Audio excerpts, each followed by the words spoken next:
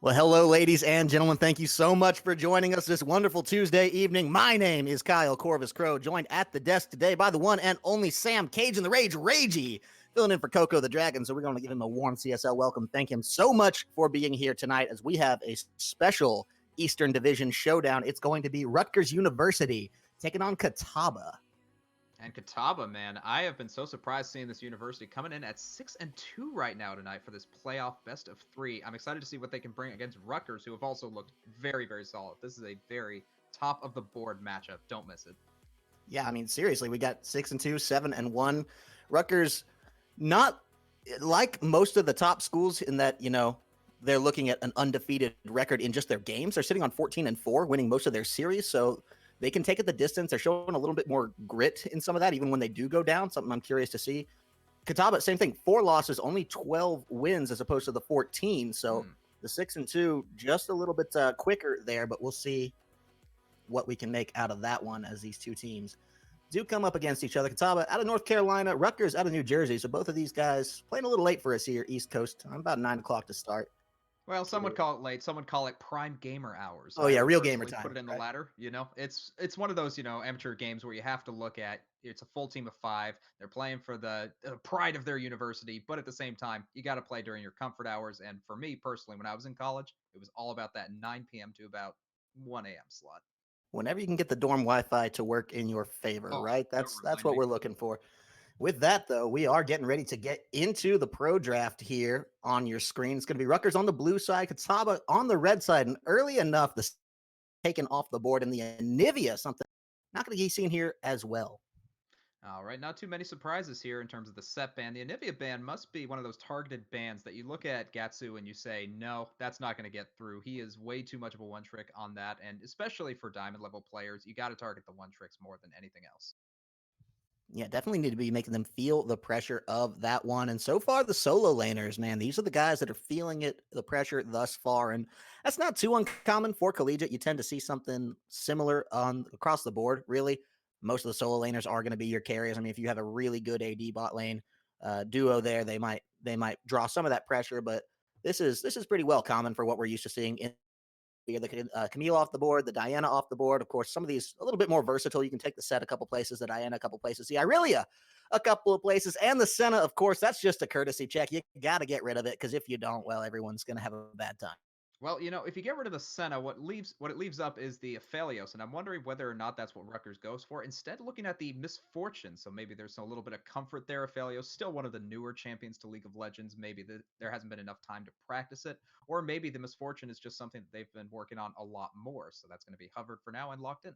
Yeah, MF, pretty big power pick across the solo queue. We don't see it as good at like the highest levels of play, but here in this, high area these players are sitting at, especially so early in the season. This is something that can be a real terror on the board. Catawba, they don't seem too worried, though. They're going to take the Zaya and the Lee Sin pretty decisively here, actually. So I like the AD answer. Lee as well is really throwing the gauntlet down a little bit early and does leave it open for, hey, look, a Leona coming through. This is exactly what I wanted to see from Rutgers. Ooh, that's a lot of aggression coming in from Rutgers. I like the combo that can come out from this spot side. Just Misfortune ult into the Leona ult. Get those picks early. And especially against Azaya, she only has one means of getting out. If she doesn't have the Featherstorm, she's going to die pretty darn quick. With that, hovering the Rek'Sai here, they lock it in pretty quickly, the jungle answer. So would not be surprised to see Catawba save the solo lanes for later, put it on the support now to get the thing. Although the issue with that could be, I mean, you're looking at so many solo laners banned out already. If you go into the second phase of bans and just leave that to be constricted even further, that could be dangerous. So I'm guessing supporter top here. I don't think they'll take the mid lane yet. We'll see what they Well, do want to go with as the clock is winding down on this one. And at the last second, the ooh. Casio lock in. I love it. Okay, that's a pretty interesting pick considering you're against a Rek'Sai and a Leona. Those can both be blocked. And Cassiopeia, just one of those scaling champions in addition to this comp, which you have a Lee Sin for the early game, you have a Xayah already for the early game. You need to make sure that your top laner or wherever you don't send Cassiopeia is an early game champion that can really make an impact. Otherwise, you're just going to be out of luck until about 30 minutes of the game. 30 minutes, sweet spot. If you can last a little bit longer, I think, for this Rutgers team, they definitely have some falling off that they're looking at that Lee Sin in particular here. And Now the next round of bans is coming on through. They're going to take the Thresh away from that one. They know, okay, into Leona, it's not our favorite. Let's just take it off the board. The Ornn for Catawba is something I very much like to see taken off the table. If you're not going to play it, it is always a risk. Always something that, especially if you have a scaling team composition like you might have on the side of Rutgers potentially here, you want to get out of there. So I do like seeing that. And the Syndra for the solo lane, just constricting the support pool, I'm sorry, for Rutgers is the name of the game there and what they're trying to target. But Rutgers is missing out. Yes, I like the Rakan hover. I feel like that should have been the first priority. Maybe go for the Nautilus as well. I feel like that's been popping up a lot in pro play, as well as a lot of higher elo streams, just still very, very powerful after the nerfs. Also, Soraka and Lulu have been coming up more and more in pro play. And if we're talking about pro play, can't forget Braum.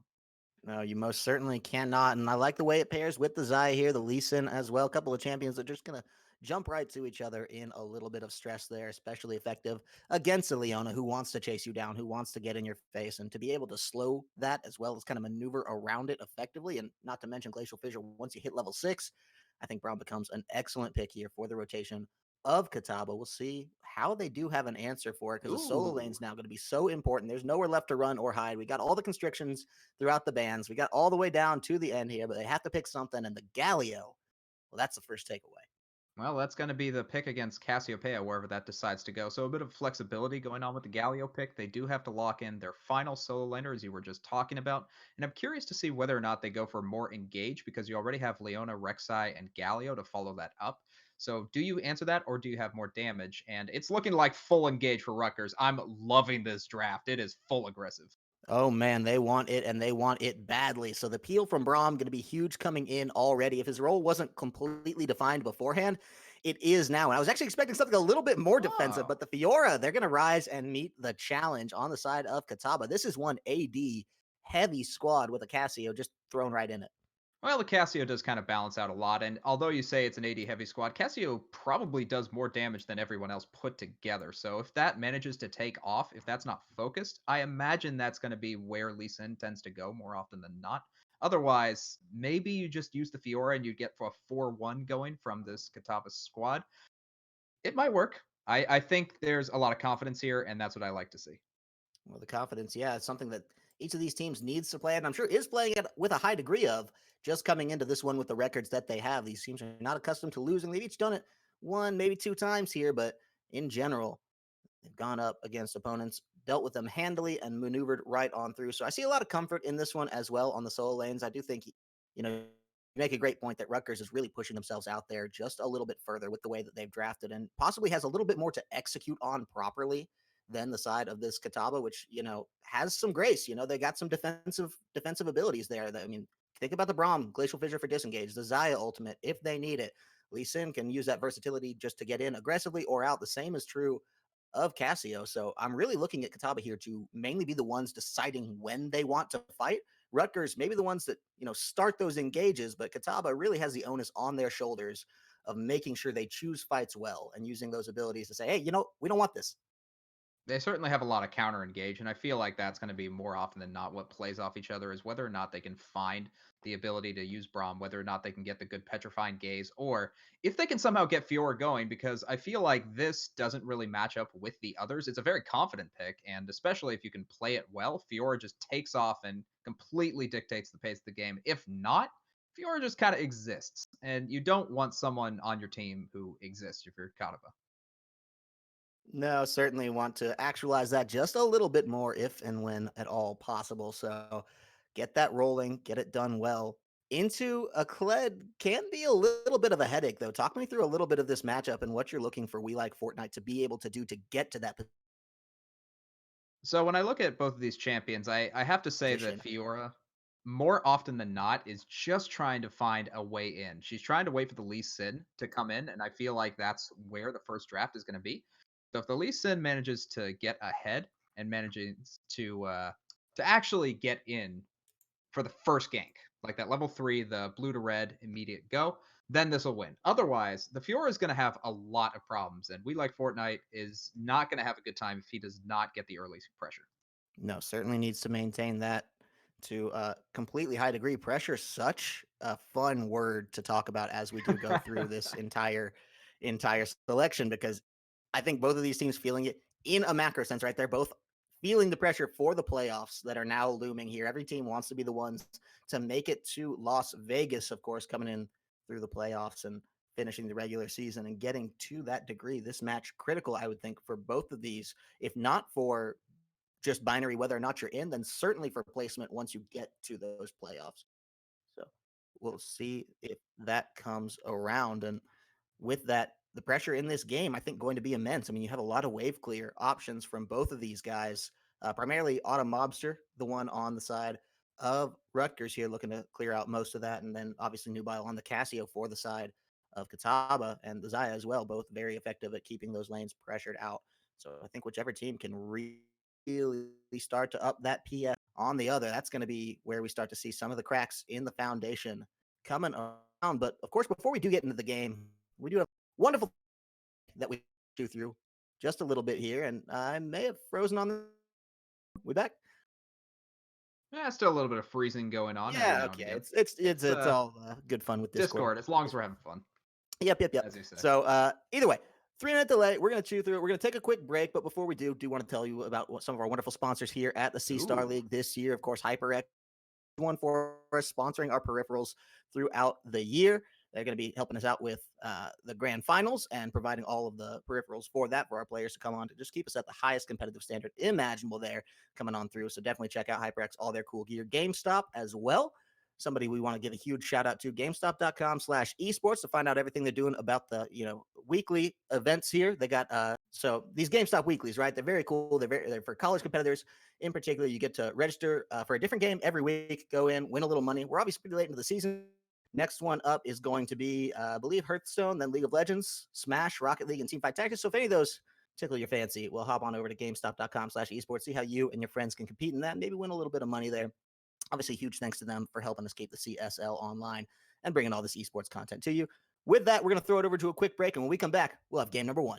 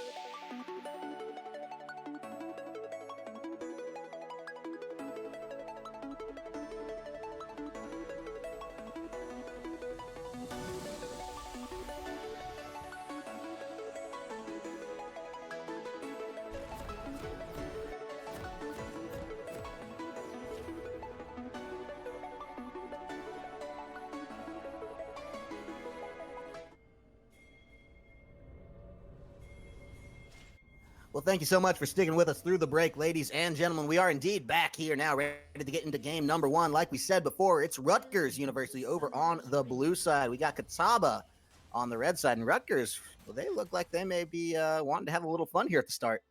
Well, no arguments for me. I gotta say, I'm so bored of watching these 5-point starts. These cowardly starts. Instead, the 5-man top side gonna be going, and it looks like they're just invading all the way around. Very interesting. Instead of going directly for the red, trying to catch them off guard. I don't think Catawba knows about this, so Rutgers University getting a lot of pressure here. Might be able to put down some wards. Will they be spotted? Yes. Ooh, looks like this could be the engage, though, if they want it. Are they just saving that Leona E, the Zenith Blade? They don't want it, actually, just to harass a little bit off. And, Okay. Okay, I find that a little surprising to take all that time to find all that aggression, leave your bottom side jungle exposed, and not try to capitalize on it with at least a ward.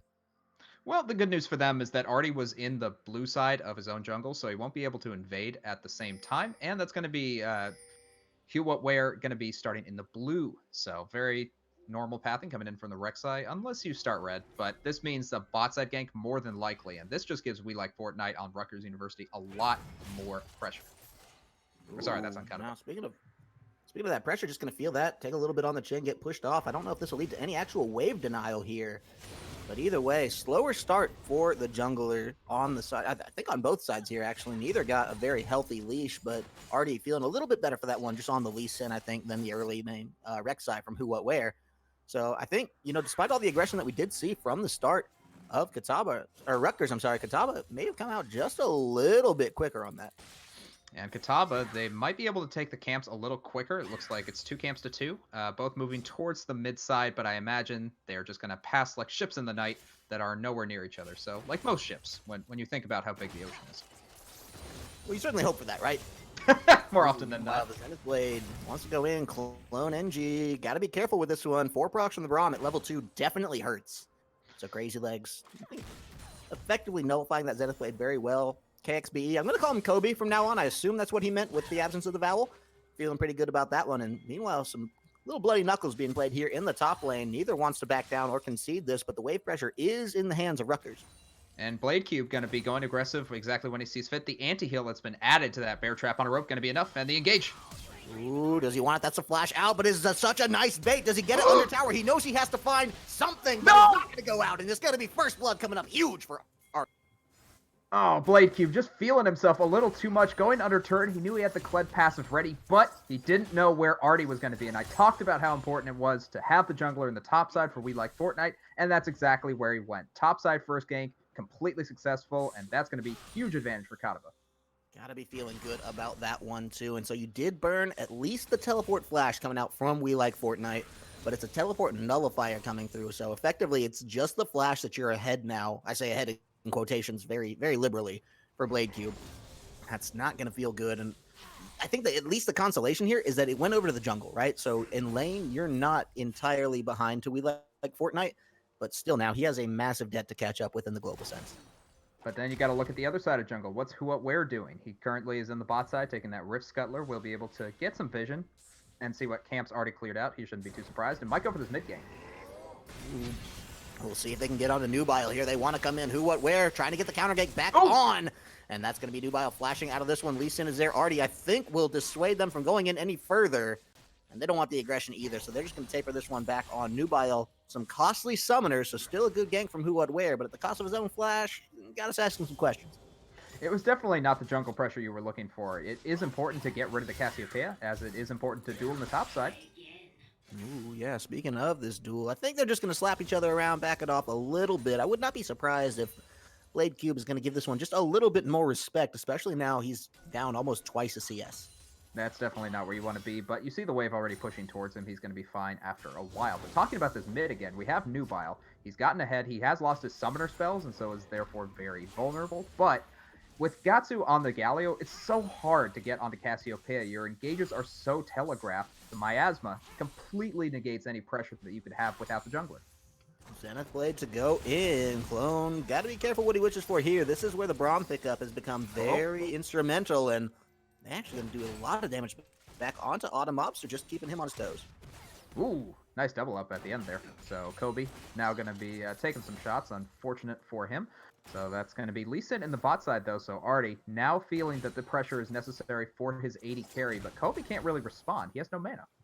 Ooh, this is a dangerous face check, and now Clone forced to pop that stun early. Oh, That's no. going to be a huge Braum Winters bite to come through, and just like that, Artie finds another one. Are they done, though? That's the flash in, respective right out, and here is who, what, where. They want to turn it with the teleport. I don't know if they can do this, but the taunt is massive, baby! Oh. Are you kidding me? Look at that damage! Autumn Mobster picks that one up cleanly. Just an auto one-shot. Incredible stuff coming in from Gatsu. A nice teleport after seeing the overcommit, and Artie pays the price for it. But I gotta say, Auto Monster barely managed to make it out of that one. He tried to go for Kobe, didn't manage to get it, and still keeps his life for it, which, in all honesty, that's an advantage to Rutgers. Oh, you got to feel just great about that one here. Artie coming in looking pretty effective on this Lee Sin thus far. I mean, really huge to start this one. Slowing him down with that death now to turn it back around is just what the doctor ordered for this squad. We'll see if they can keep the action going. Those top lane, not where he wants to be for Blade Cube. And now you're starting to think, hey, if who, what, where is trying to get something turned back around, this may be the spot. Right now, he's looking towards that mid side, though. He is once again focusing on Nubile, and he's not going to find it. Honestly, Nubile is playing so defensively that there's no way to get in onto him without a flash. And Gatsu, knowing that he has his flash available, is just trying to push forward, but this is where Cassio into a melee becomes unbearable. She has level 6, nothing you can do in order to get an advantage. No, and I think grabbing that EXP gain, very well done there from Nubile to just sit out in lane and say, hey, look, I got to capitalize on this. I didn't bring the teleport. I'm out of summoners, so Gatsu, he's going to get there fast. I'm just going to get the experience, going to get ahead in CS, and try to keep this one going the right direction for us here. So I do. Ooh, hang on. Speaking of the right direction, that might have been the wrong one as he gets taunted up. The nice ground there, though, going to scare him off. I think this is just a good way to force it back. I think that was also Gatsu. He could have gotten that. He just played a little scared because of the Petrifying Gaze, and Nubile, low on mana, probably got lucky there by not having to deal with the full-on aggression coming in from Galio. That said, that was good aggression. Honestly, forcing the back at the very least will get the team an advantage, and especially with topside in mind, you got to think about where your jungler is and how you can pressure mid in order to help out. Well, the jungler, gotta be thinking about where that is, of course, now, especially around an early Infernal Drake. You find me any team that doesn't want that little bit of extra % damage. I know, okay, yes, the Infernal Drake, the whole stories of the years that, you know, little less effective than it's been in years past, but to take it just for free like this, especially on top of a ward, because they know they just wasted so much time on trying to kill we like Fortnite, is just such a sweet position to be in if you are Catawba. And a counter gank here, not a counter gank, sorry, a jungle hop in the mid lane. I think he's just going to help clear the waves, get everything back to reset, and they're going to go enjoy the profits of this dragon. It's looking pretty good for them, and with that, Artie just going to push off to the top side, get his red buff, and then possibly go for the 3-man top, because you can already see Nubile roaming over, but Who What Where was in great position, is able to spot it out, and does notice that Nubile was heading top, so that's going to keep his top laner safe, but here comes the engage. Ooh, Galio, can you get here in time? That's going to be a nice ult to buy time, but no, Who What Where does go down. They do turn it back around, but it's already coming up to save the fight at the end of the day, and Gatsu does go down for that one. We're looking at a 3-1-1 Lee Sin, and a nice kill sprinkled in for Nubile. Oh, the Winds of War just barely picking that one up. Nubile getting just barely killed, but a nice response coming in from Artie, able to kick it away, and Who What Where and Gatsu just not quite on par with that synergy, just enough where they're on opposite sides of the Petrifying Gaze, and quite honestly, could have been a little better. I mean, you saw the right decisions come down. Hey, look, we got to make the time. Well, we'll get to that in a second, actually, as Blade Cube going to get dove under tower. Just a clean flash to make sure that one goes nowhere. Huge come up for We Like Fortnite here, really starting to actualize that early kill that did go over in favor of his lane, even if not to him, at the beginning of this game. We like Fortnite, man. I thought this Fiora pick was going to be a very troublesome one if they didn't get it ahead, but if you're at the point of solo killing at the point of 9 minutes, that's the very good sign coming in. But speaking of good signs, yeah, I feel like we're not giving you enough time here. There's just so much action, right? That there's all these fights going on, and it's like Cage doesn't get to talk, and he's a guest. Oh, they no. just want to fight. They want to kill Nubile. Are we going to get him? Yes, that's going to be it. Gasu comes in cleanly to take that one out through. oh man, the chaos coming in from mid lane, but this is exactly what we expect out of the CSL, just constant action all the time. Bot side, going to be a little pressured. I don't think there's a fight quite yet, but as I say that, Who What Where is pathing down. Without a dragon, I feel like this might be an early and presumptive play, but maybe he's just going for the jungle invade, which he's clearly doing. Hey, you know what? Getting into the enemy jungle, if you can do it supported from your team and safely, always a worthwhile endeavor. Trying to keep that vision up here, and despite how this may look like the pressure is really built up very well in the favor of this Catawba squad on this red side, the gold's pretty even here. Despite the disparity in kills, and while you don't feel like maybe What? feels great about this, especially not in the top lane, his Blade really feeling the heat of that one again, having to back off. They're keeping it very even for Rutgers, so the level of aggression that they are playing at, I think, is measured. And even though some things are going wrong for them thus far, they're still holding it together in the global gold conversation. No turrets have gone down, no turret plates really have even felt that pressure. I think there might be one down a piece in mid lane on either side. No, just on the red side.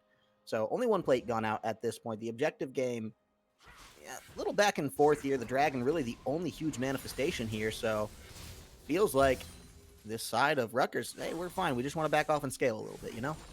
And I like the distribution coming in from Rutgers. You can see where all that gold is coming from, why they're able to stay even. It's because of Autumn Mobster. He is currently 1-0. He is 20 CS up on his opposition lane, and that's entirely because of the pressure they've created bot side. If they continue to keep that up, I feel like that's going to be the win condition for this team. It's not going to be Blade Cube at this point. He's already too far behind. Probably not Gatsu. You got to put it all on Autumn Mobster. Well, then trying to get in on this one. It's taking a little while for who, but where he's just leaving Blade Cube out to dry, scared of Artie. And this one, he's going to die before he gets Oh, no! What are you doing, Rexa? Who, what, where? Going to be asking all these questions because he's absolutely dazed about what just happened there in that top lane. And confused, as are we, because honestly, you don't want to put resources towards the top side. You already knew Artie was in the area based on the Rift Herald take, and you know how strong We Like Fortnite is. If you are on the 2v2, you're going to lose that every time. And because of that, they lose turret plates. They might even lose the turret. And Artie, is he looking for another roam coming in? This would be very aggressive, and they do take the tower. So now, meanwhile, not the easiest or best place for Gatsu to be, but Artie putting a lot of respect on this guy. I say as he cheeses right back in to take that Grom, says, okay, you know what, I'm not going to fight you, but I am going to take this from you. Meanwhile, second proc of the Rift Herald going to pop right on, take half the tower health away. Just devastating play here coming out from Catawba. Are feeling it now. Catawba definitely getting the pressure advantage they were looking for. They have the scaling on their side, but they do need to watch out for this mid. It's going to be a small trade, maybe a go. They got the taunt off. Nubile's got to be scared. Ooh. Who, what, where? You got to give him credit. He does not quit, and that goes well. Coming to get this kill for himself here, putting one back on the board. That was definitely the play they needed to make, trying to get against the scaling. So Nubile, definitely going to be the target without his flash. Nothing he can really do about this as the vision advantage. They do lose that ward, but, you know, you got to try for those. And that's sort of the Rutgers motto that I'm seeing at this moment is got to try for it no matter what.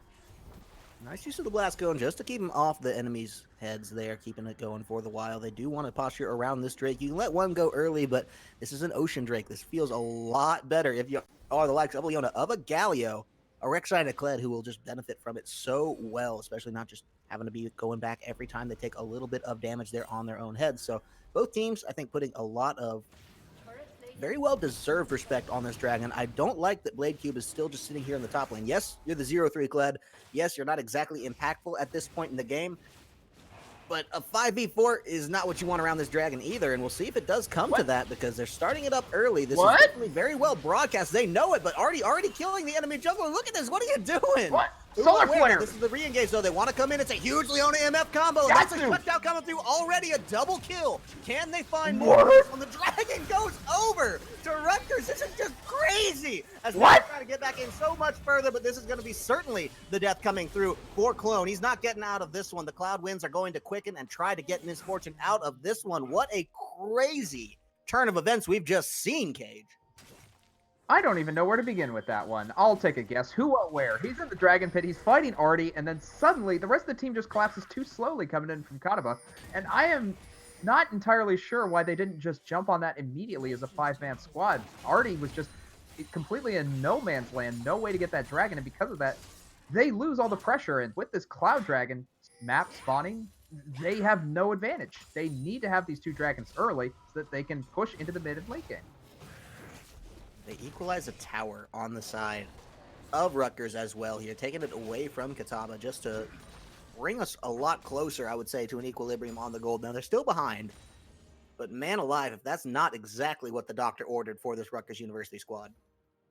Well, definitely an apple a day keeping doctors away from this game because, quite honestly, it is chaos and bad for your heart. But as I say that, Rutgers University are playing the game they want to play. As you said, they want to play patient. They want to go for the objectives that they want, and they do want to stay in this game. Right now, they're doing all of those things and more. Definitely a great play coming in from Clone NG and Autumn Monster, who, again, just soaking all the team's gold and really paying off with it. Blade Cube trying to get aggressive here onto Nubile. We'll see if he has the chops for this one, because did have a rough start, but meanwhile, he's trading pretty well here. Can you make this one happen? Oh, it's flashed out, but it doesn't matter. The flash right back in. Blade Cube gets one back on the board and says, hey, I may be 0-3, but you still have to fear me. No, that's such a feels bad coming in from Catawba. They used the lane swap. They tried to put Cassiopeia top, but unfortunately, Nubile just wasn't ready for the AD one-on-one. You can see the build. It's only damage for now, and when you're against a Kled, you need some armor in order to duel against that, or you need to have already dueled against him 5 times in one. We'll see now whether or not they can turn this one into any global sense of advantage, because that's the 5th death onto Nubile, right? He's not exactly been a terror on this Cassiopeia just yet. 1 kill, 1 assist coming through. Not the best scoreline, even though CS has been competitive for its lane and in the context of the solo laners in general on the side of Rutgers. Still feeling this one pretty heavily. Now without this turret, maybe playing back a little bit on it enough. Could be what they're looking for, but meanwhile, this bot lane swap is what we're a lot more interested in figuring out the logistics of here, because we do have Gatsu all the way down to the bot lane. It's We Like Fortnite as well. Easily, I think, the strongest member on the side of Catawba here, despite the positive-looking scoreline for the likes of this Lee Sin. I think that's still, it's about 8,000 gold onto the head of this Fiora, only about 6,600 in the hands of the Lee Sin, so certainly a champion very far ahead at this point. We'll see what they can convert with this pressure here, because she's able to come up. They know it. The pings are down. And we do have at least the hero's entrance possibility if Galio were to want to start this, but the right collapse here from the side of Catawba. It's not going to happen quite yet, but I do like the aggression coming in from Clone NG. It's just a little bit of execution jitters. As I say that, a duel is happening in the bot side. Yeah, we'll see if this turns into anything. Gatsu just standing there and taking it. What's going on there? And meanwhile, Autumn Mobster, that's not what you want. Nope, just a little bit of a catch out there coming in from the side of Catawba. And I think Galio was just standing there to try to channel the ult. That's the only reason I could imagine that. Fiora actually no means of stopping that, unless you kill him, as Death is the strongest CC, and Gatsu, the unfortunate learner of this lesson. Wow, another Rift Herald maybe going into the hands of Catawba. We saw how well they used it last time in Blade Cube. You're trying to stop it, but you're going into 4, and you're solo. Clone Engine, he's going to get there just in time to stun and run, baby, because you got to get out of that one. I don't know if he's going to be saved. It's a nice insect play to get behind him. That's going to be a huge one as Kobe takes that one out for himself. Artie not going to live, though. That is the shutdown. Rift Herald just being taken on the back line, but Who What Where is taken out by Nubile, and the Rift Herald will fall. It's a 4-for-1 and massive implications coming out in favor of Catawba. Oh, man, that was so close. Who What Where with the fancy feet at the end there. Just not enough to get through. Oh, Braum. Oh, more fighting. Oh, no. Yeah, Nubile, you're going to try to get out of this one, but meanwhile, it's going to be Gatsu coming in. They do take one away on Mobster, though. That's not gold you want to give back. And it just feels like a consolation prize for Rutgers. Rutgers are trying their best to find some way into this game, but We Like Fortnite is too far ahead. I feel like Artie is starting to get there. The only advantage, the only avenue that they found is Nubile, and he has gone down a lot, but he's a Cassiopeia, so he's fine losing the early game. He's more than fine to let the rest of his team handle it, because he's going to get back in it eventually, and he's already reaching that point at 20 minutes. Yeah, I mean, to go from 1-5 to 3-6 is just such a binary, flip the light switch difference there for this guy, so got to be coming in feeling a little bit reinvigorated here, and certainly it's not like the rest of the team needs him to be stepping up right now. I mean, he can do this on his own timeline, which is, I think, a huge benefit for themselves, feeling it right now that, hey, there is ground that We Like Fortnite can be able to kind of handle and cover on his own there, that Artie feeling really good about the start of this one, and now his tensions turn to this Cloud Drake. We'll see if they can actualize any of that. Blade Cube, he has the TP. 1-4, not the best scoreline to come in to look for a fight, significantly behind his top lane counterpart. So this one does break out with the Fiora present. I'm heavily favoring Catawba. Catawba's looking pretty good, but here's the teleport. That is a confusing and baffling teleport coming in. Oh, they want to try to make something of it. It's the over-the-wall play, but look at this. Misfortune on the backline. She gets crazy legs, but she's absolutely devastated by We Like Fortnite. He's meanwhile just tearing them apart. Rek'Sai cannot do anything about this, so Who What Where is going to be taken out by Nubile, and that's the Leona on the run as well. We Like Fortnite picks that one up in a dominating fashion, and just like that, only the solo laners survive, which is more than you can say for this Drake is about to do. Yeah, that dragon's going down. That was a fight. Let's talk about that fight for just a couple of seconds. So who, what, where, trying to go in for the teleport. Blade Cube specifically a little too far forward. I like the idea of using Gatsu's ultimate to try to combo, but you don't have a tanky top laner, as you can see right here, still getting soloed by Fortnite. You can't send him in alone. You can't have him over the wall where no one else can get to him, and because of that, I feel like Rutgers were fishing and they were using just the wrong bait. Probably need to use something other than the boot. Teleport there, just the head scratcher, right? The position of it. Okay, if they could have gotten over the wall, if they could have just been a few meters closer there to provide the support. But at the end of the day, we're not able to when they needed to. And that's going to be about a 5K gold difference now, sitting very pretty in the hands of Catawba, as well as that dragon secured. Things were looking pretty good for them thus far, but now it's really, I think, entering another stage of the game where they need to be careful here on the side of Rutgers, although they want to get aggressive. They want to try to find this one and punish it. Artie with the flash out. I think he's going to get out of this one. They're going to pop the Leon ultimate. Does it come through? Can you do anything? I don't think so, and he makes the great escape. It was such a good catch, but unfortunately, as you said, there's 5,000 gold separating these two teams, almost 6,000 at this point, and Autumn Mobster, although he got ahead early, hasn't been able to convert that into any mid-game power spikes. So with 2 items, he's not able to get the damage onto Artie, and Artie, he's out of control if he's able to live through something like that.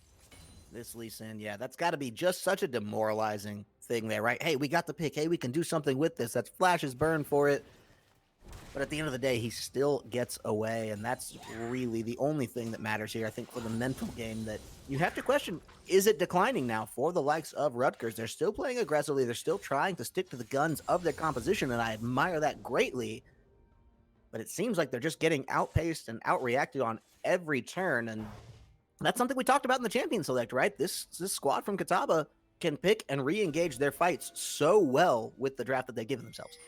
I'm surprised that they've been able to find as many positive engages as they found. We, like Fortnite, especially able to find everything that he wanted in terms of duels, finding picks, and able to really use Artie to the fullest ability. But not only that, Crazy Legs, able to get so much done on this Braum. You would typically not think of him as the primary engage, but when you happen to have that much of a lead and when you have that good of a mechanical sense for Braum, he does a lot.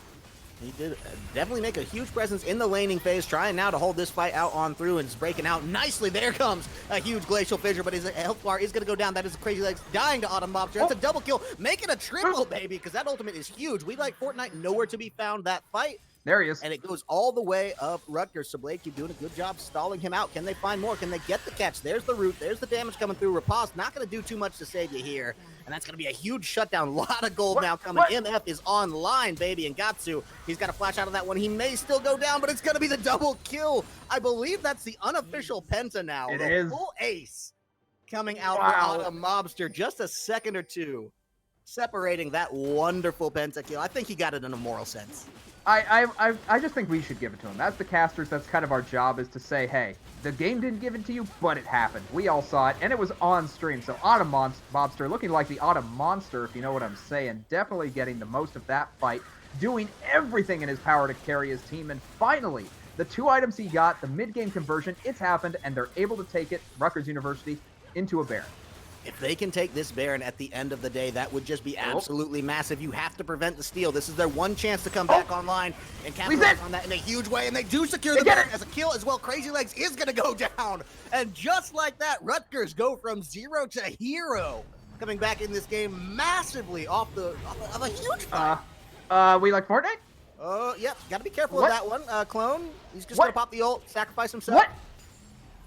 We like Fortnite teleported in. He got a kill. So this is such disrespect. Look What at is this?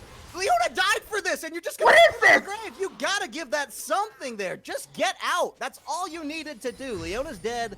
You don't need to lose the Kled as well. That is, you're feeling yourself way too much there. It's just a Baron. Calm down. You're still behind in gold. We like Fortnite's still a monster. Put some respect on his name. He's 8-1 right now, and it's all because of these random picks that, honestly, Rutgers University shouldn't be having. They should be more grouped up. They should know the Fiora's ahead, but they're giving so little respect, as you were just saying. And because of that, they're losing lives, they're losing Barons, and they're losing so much time. There can't be this much pressure from one person. Oh man, and it is pressure. They are stacking it up here. 13k gold for the Fiora. Make it 13.3. as a tower does get taken out of that one. Next closest is the Misfortune, sitting at about 12-5 here for herself. So Autumn Mobster feeling really good there, but look at the difference here. It's still so well favoring the side of this Catawba squad, and the fact that they're pressuring these lanes in the face of a Baron is just huge. Oh no, this could be dangerous if he doesn't get it. We Like Fortnite does pick up the kill onto Autumn Mobster. Will likely give his own life for that one, so they're just going to be trading the big carry gold here, and that's A-okay, I think. That's a position that you actually want to take if you're Rutgers there. You got the shorter death timer. You get just a little bit more gold onto the Galio, who significantly needs that, and you know, the Fiora at this point, you know, she's going to stay the same level of strength ahead of you, so I actually don't hate that. The only reason I disagree with that is because you have the Baron. You have the ability to push onto lanes, and they're just not using it. They're putting all the resources into killing Fiora, who, granted, needs that much resources to die, but if you group as 5, you're already forcing her into a suboptimal position. With the Baron, you should be able to push harder than Fiora, but I guess that's just not the case. I think the way they played those waves to start this, Catawba really did have a lot of pressure coming into that Baron fight, and you know, when you lose Clone Engie and Blade Cube, like you did, in what I would say is certainly an unnecessary series of deaths, I think that you don't get the chance to reset your waves there, right? Nope. So We Like Fortnite capitalizing on those picks just made it so impossibly hard for the likes of this Rutgers University squad to even really reset in the proper channels and make the most of this Baron. And so I really like the down but not out play there to hop right back on that horse and attack it, I think, from a very direct and aggressive standpoint, coming out specifically from We Like Fortnite, but from Catawba in general. Well, right now they're stepping on the Warhorse once again as they are trying to find a Death Bush situation on the bot side of the map. They have cleared most of this out, but they know that Fiora's could collapse for the sandwich, and they don't want that. I feel like this position is really not going to favor them if they find the fight, and because of that, they do back out. Pretty wise decision, and they are able to fully live, and maybe they need to reset here, try to get the waves back in their favor, because right now, top side's pushing in, bot side's pushing in, and there's just too many members mid. They're feeling the heat of this one. Just, you can kind of feel the game entering a point where, okay, both teams just trying to catch their breath. Hey, we had some things that happened to us that we didn't like here. Okay, yeah, Rutgers took the Baron from us. You know, lives have been lost. Feelings have been hurt here. And now both teams just trying to reassess exactly where they want to focus it in on. But it is the likes of Catawba feeling the pressure of the lanes, trying to actualize that a little bit better here and make the most of this in a high-pressure environment. So you can see the ward line creeping up along that bot lane. We Like Fortnite, though, got to be careful, because you said it takes a lot of resources to kill him. They brought a lot of resources, and he does dodge the ultimate. He does hop out of that one, but a flash is certainly going to seal his fate. Autumn Mobster gets that one, but do they turn it back around onto Gatsu? I don't think they can. Gatsu able to get out safely, and even though you do commit 2 flashes to that play, at this point, it's what you have to do. The state of the game is not one in which you can compare it to professional play or even some of the top scouting grounds amateur circuits. You have to look at what you can do when you have a super fed top laner who's just very mechanically strong and very confident in that ability. And the answer to that, send 4 members bot, send Gatsu mid, who, although won't fully clear the wave, will be able to survive if 4 members collapse on him, and that's exactly what we saw right there. I mean, the name of the game here is saving towers, right? Yes.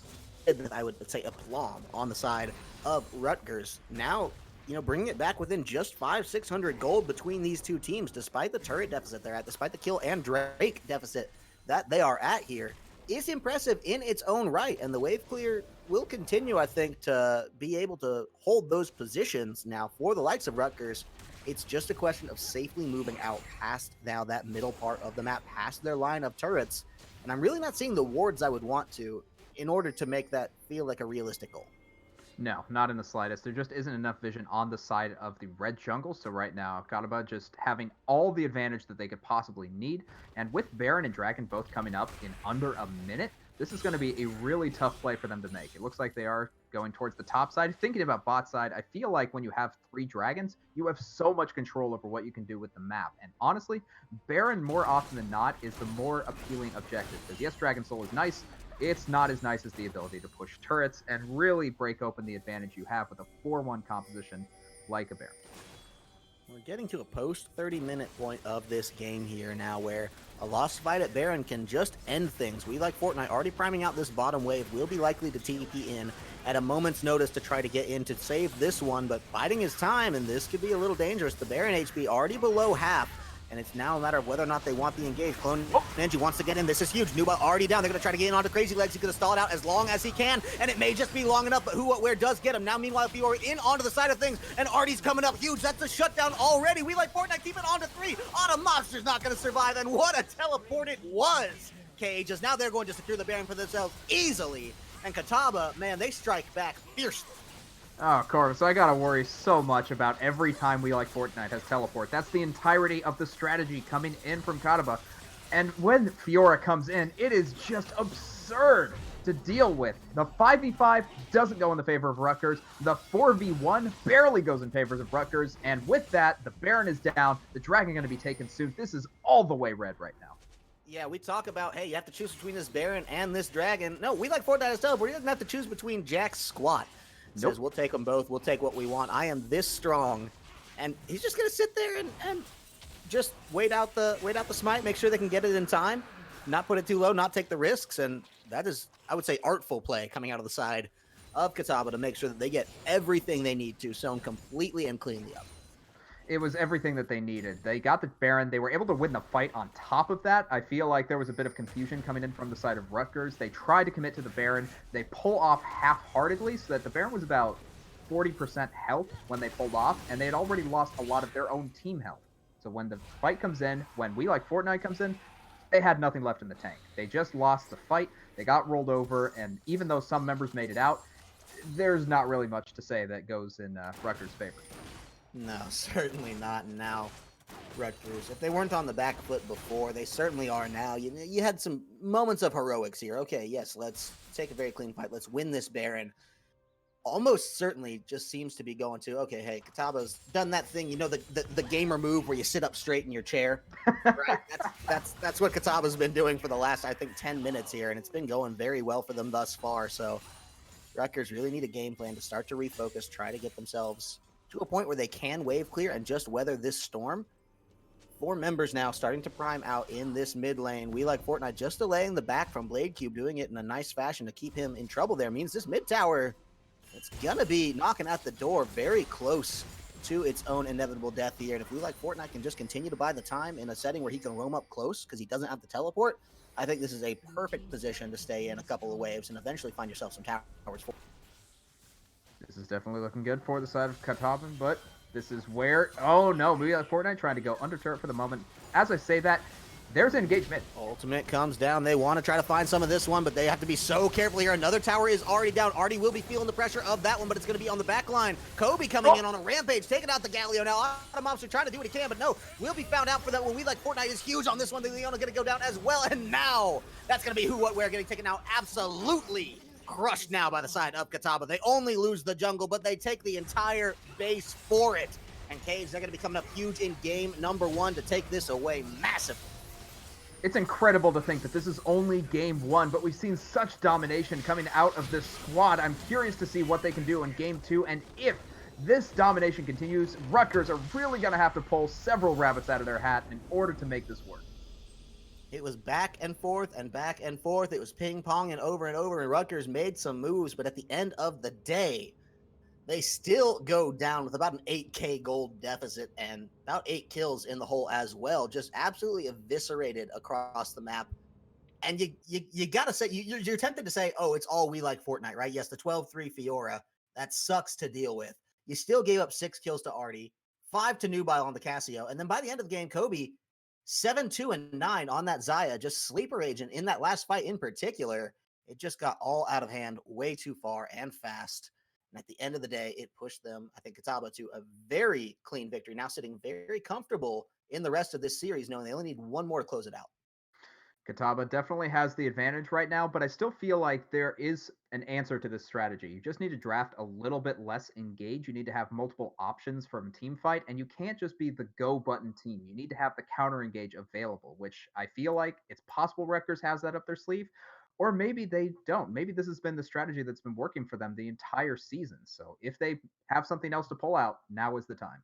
Well, we'll see if they can do it. Of course, maybe throwing it over to the draft for game number 2. But before we do that, we got to let these players decide what that draft is exactly going to look like. Yes, they had 3 minutes ahead of us on that, but team meetings, they take a little time, take a little break. So we're going to do the same here on the desk. But when we come back, we'll have game number 2 coming right your way. So please don't go anywhere.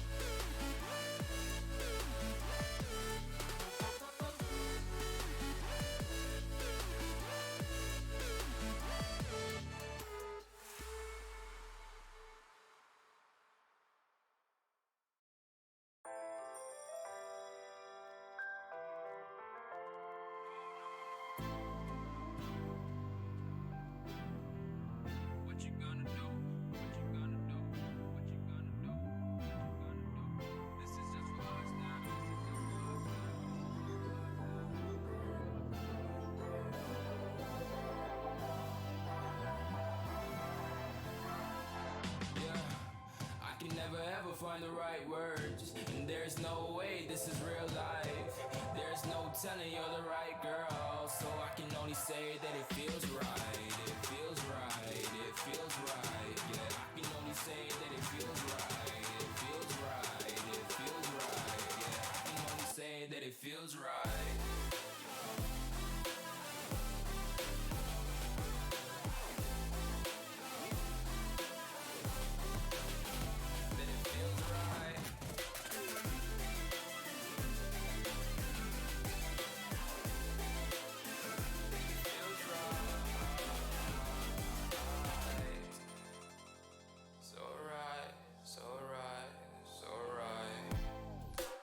Going with the gut, never had a doubt, felt like this is just a must. Put me in perspective, I'm the deepest in the cut. Everybody tuning in, but this is just for us now. We know I ain't ballin' yet, hoes wanna holler, oh no, I don't call them back. Girl, let me see you hold it down, we gon' have a blast. Cause I just wanna know what you gonna do with all of that. Ain't gotta say a word, I know what's up, you can have it all. Watch me rip it off, I'll admit it, you got me feeling hella loved. Even when it's going down, know that we gon' live it up. Young shot caller, always been a baller. Know that you the one, I can feel it in my heart, yeah. I won't stop charging, we going come harder. I can see you and I, way beyond the stars, girl. I can never ever find the right words, and there's no way this is real life. There's no telling you're the right girl, so I can only say that it feels right. It feels right. It feels right. It feels right.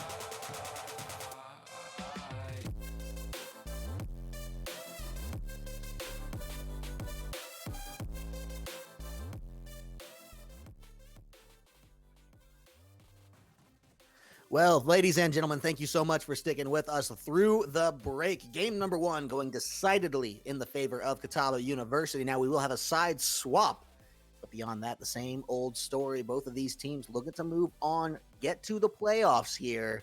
This series instrumental in doing it. Now, Catawba sitting pretty with that game number one momentum behind them.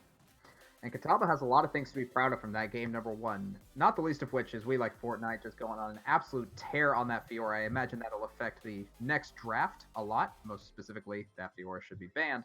But you also have to look at the rest of the team. You did have a bit of a faltering mid performance from Nubile, but the bot lane was able to keep that secure. I did like the Lee Sin coming out of the jungle for Catawba.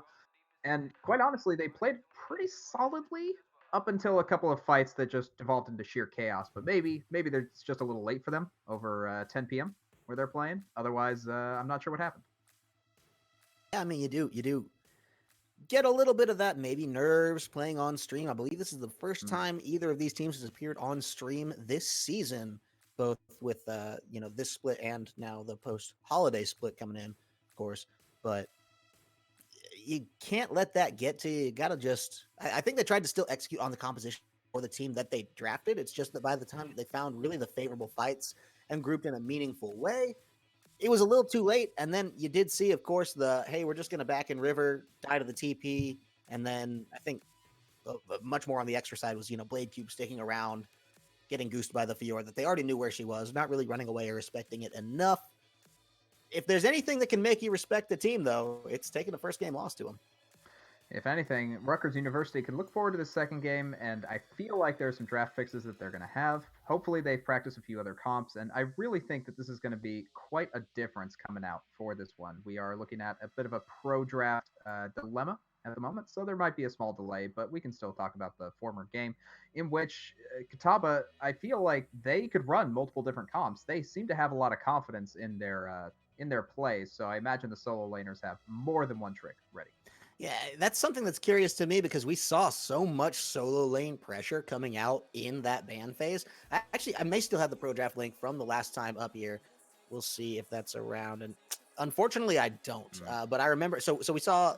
I mean, Camille, Anivia, Diana, Set, at least 4 taken out just right off the rip. So heavily Syndra was out of there as well. I mean, they were really zeroing in on these solo laners. So you can't really give them too much grief for, okay, yes, I'm going to pick the Cassio and have just like a little bit harder of a time. Or yes, okay, I'm just going to try to pick Galio and see what we can make of this one. Obviously, we like Fortnite. I think cream of the crop got exactly what he needed, what he wanted to win that game, put it on the back. And So curious now to see if these solo laners will have some options, will have some room to kind of come through and feel really good about their play, or if that's just going to be hit even harder this time around in the draft. Could very well be the case. We are in game two of a best of three, so you do have to think about what can we adjust, what is the possibility, and what really is the secret behind this other team. They've now had one game to kind of sort each other out. Maybe they were trying some goofy stuff in the last one, but game two is where you really have to solidify your own strengths as a team. And Rutgers University, they do have strengths. We saw Autumn Mobster doing a lot of work on the Misfortune. I imagine if they get that pick again, we're going to see similar results, but they do need to lock that in, and they do need to make sure that there's no counterplay available to that, such as the Braum that we saw in the game. Yeah, I think Brahm's something that Crazy Legs really did just put on an absolute clinic with. Maybe a scoreboard didn't look as much as you'd like if you're going by the Riot grading system, but at the end of the day, still I think played team fights so effectively well. Anything outside of the laning phase, he looked just absolutely massive on. But with that, we are ready to get into the pro draft. We are ready to see what's going to come out and where, and it's going to be the Casio. First change up in the bands for Rutgers, Camille and Anivia staying the same for Catawba. Okay, so no surprises there. They still don't like Gatsu Zanivia. I don't know what it is about that player on that character, but it's darn scary. Meanwhile, on the red side, just some more traditional bans. I don't know why the Cassiopeia comes out. Yes, it's a strong pick, but I don't know that that was the reason Nubile was dominant. Set, no surprises there. It's a common red side ban. If that is left up, it's picked. I think Rutgers actually responsible for banning Set in both games. Didn't want to first pick it on the blue side, if I'm recalling correctly, although I could be mistaken there. I think you're right. Regardless, I mean, something that, hey, they don't feel like it's in their wheelhouse. They definitely don't want to see it on the side of Catawba. And the Rumble, not picked or banned last time around, but saying with the red side, we do have to give just a little bit more consideration to that one, goes Catawba. So the Irelia out as well. Man, the solo laners just having a rough time here. I feel like there's a pick that Rutgers University are probably. So, I'm so, so hearing. I'm just hearing a lot of practice on the Anivia yeah, from just production. just a quick production bug in our ear. I want to say it was 1,053 games Oh on my, Anivia and ranked in what was the that's a lot. insanity. Yeah, so maybe giving a little bit more context to why you don't want to see that one on Gatsu. But hey, here's a champion that was banned out last time. The Senna going to be locked in this time around very early, and the Aphelios Rutgers feel like they have the answer for this one. Okay, so that was left completely through the draft last time just because the Misfortune was more favored, but I do want to see whether or not Autumn Mobster can work on multiple different champions. I imagine that most top tier champions probably all feel about the same. But on the other side, the Senna being left up, man, that is such a power pick coming in for the side of Kobe. And if he's even safer than the Saya that we saw last time, he is going to be unstoppable this game. We'd like to see that one come through if you're a fan, obviously, of Catawba, trying to really capitalize on that momentum. Because generally, what we tend to see in the collegiate sphere when we have two teams that I won't say are mismatched, because I certainly wouldn't put these two teams at a mismatch as close as that one was at certain points, where it really did feel like Rutgers could just turn it around with one more good thing going their way. Um, that said, generally in collegiate, you do tend to see the time when a school wins, okay, got it. We're going to drop the training weights now. And we're really going to play a little bit more uninhibited now that they have that kind of room to breathe in the series here. So I'm curious now with these aggressive picks coming out from the side of Catawba, or even more aggressive if that's possible than their last composition, if that's going to be what they can make work for themselves here. But if you're a band, they're going to say, hey, no chance we like Fortnite gets to play that one against us. We do not the Orn as well defensively on the side of Rutgers. Makes me think that maybe they learned a lesson or two from this last beatdown. But at the same time, Catawba has locked in the Akali, which that can be a flex lane. That could go for the top. That could be We Like Fortnite's actual forte, or that could be for Nubile. Either way, Akali is a very strong pick that usually doesn't get through most draft phases. It just happened to go through last time, and now that it's picked up, I feel like Catawba are in a very comfortable spot to just lock in a jungler. And that pool has not really shrank at all between these two teams.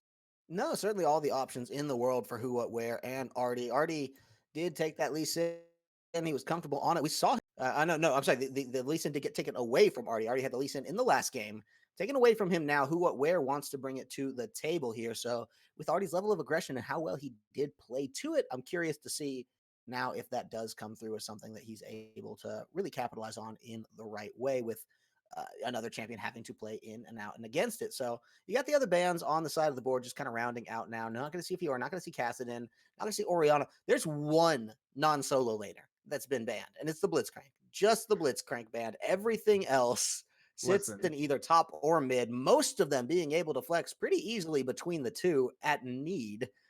Man alive, this stinks if you're a top or mid laner.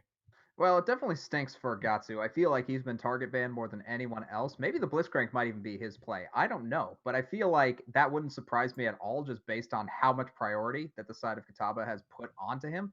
But with that said, that allows Rutgers University to take the Thresh, which was banned away from them. So definitely a great pickup and will be able to help Aphelios almost as much as the Tom Kench. Definitely going to be keeping him safe.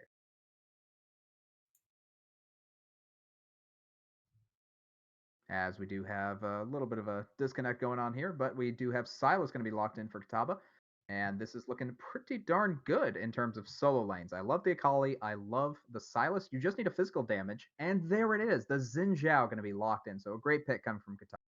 Yeah, Catawba feeling really good about their composition here. Very, very aggressive. One that can just blow you up in an instant here. So already I'm starting to look at Clone NG and who, what, where. I'm sorry, at Clone NG and Blade Cube as the two players that are really going to need to do the absolute most to keep their composition alive and really kind of temper some of this engage that's going to be coming through for the side of Catawba here, because Rutgers, if they get in a bad position at Ooh. all, they're going to get blown up so quickly. The Aphelios, the Syndra, the Lee Sin to plenty of extents, depending on build, can just get absolutely eviscerated in a moment's notice.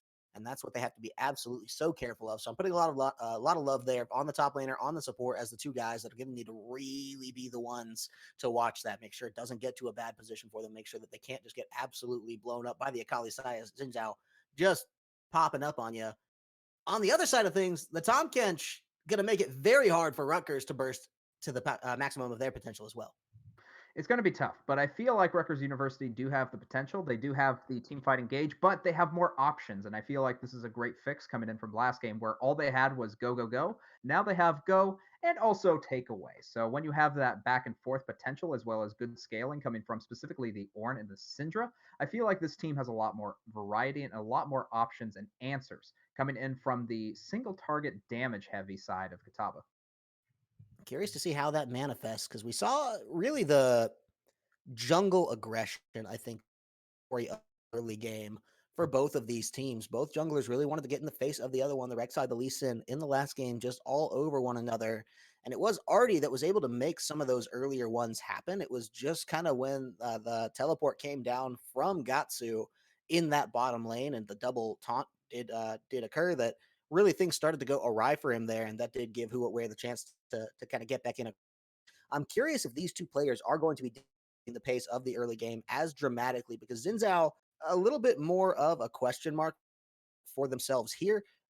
Curious to see what Artie's going to be able to play on it. Who, what, where? I think Lee Sin fits his play style well enough. Do have a quick note for viewers at home confused about the Syndra pick. Syndra and Lux, of course, two things that have been disabled up until now in the CSL.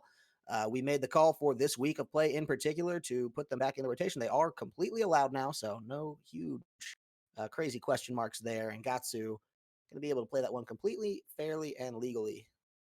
Definitely a great pickup too, because I'm sure a lot of pro players, a lot of people in CSL have been wanting to play this strong mid laner coming in from Syndra, but because of the visual bug, not allowed at all. I believe it was patched earlier this week, maybe a little bit last week, but either way, she's back and she is one to be feared, especially into an Akali matchup, which honestly, Akali can dodge out of a lot of Syndra stuff, but the point and click coming from the R is going to be so tough to deal with, especially once the Shroud is down and once the orbs really start getting a lot of power. The one thing I'll say to the Kali pick that's got me very curious to see how it is going to pan out here is that Nubile fell very far behind very early in the last game, sitting at something like 1-5 before the mid game, really breaking out around that second Rift Herald, if I recall correctly. Gatsu was able to punish, I would say, okay, kind of 7.5 out of 10 on that Galio, but really didn't have the resources, I think, to really take it to that next level and echelon of play. I'm curious now if on the Syndra, should he find a similar advantage, will he be able to scale it in a more meaningful and impactful way? Well, I'm going to go off one thing, and that's the fact that he has 1,053 games on Anivia. he has a pretty good idea of how to capitalize on orbs just flying at you. So Syndra probably in his wheelhouse. No surprises there. I want to see what he does though. In this matchup, he has shown that he can be dominant in the lane. He just needs to translate it to game a little better. And when he's not just going all in with a dying top laner, I feel like he's really going to shine in this game. Well, I really like the composition that they built for themselves on the side of Rutgers here. It team fights well, it picks well, and it sieges, I would say, exceptionally well.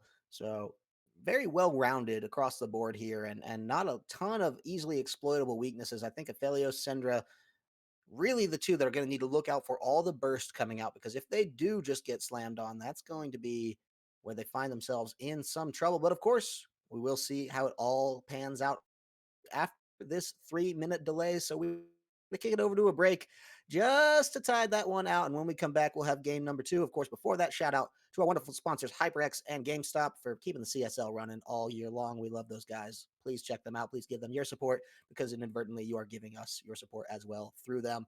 With that, we're going to throw it over to break. And when we come back, we'll have game number 2.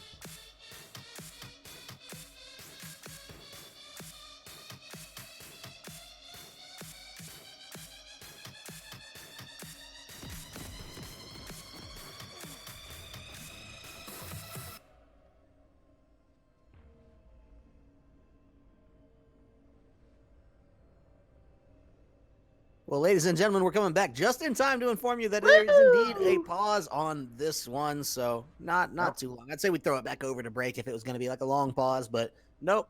They got it all figured out. They got it all sorted. Just keeping us on our toes here, our production guy, Kevin.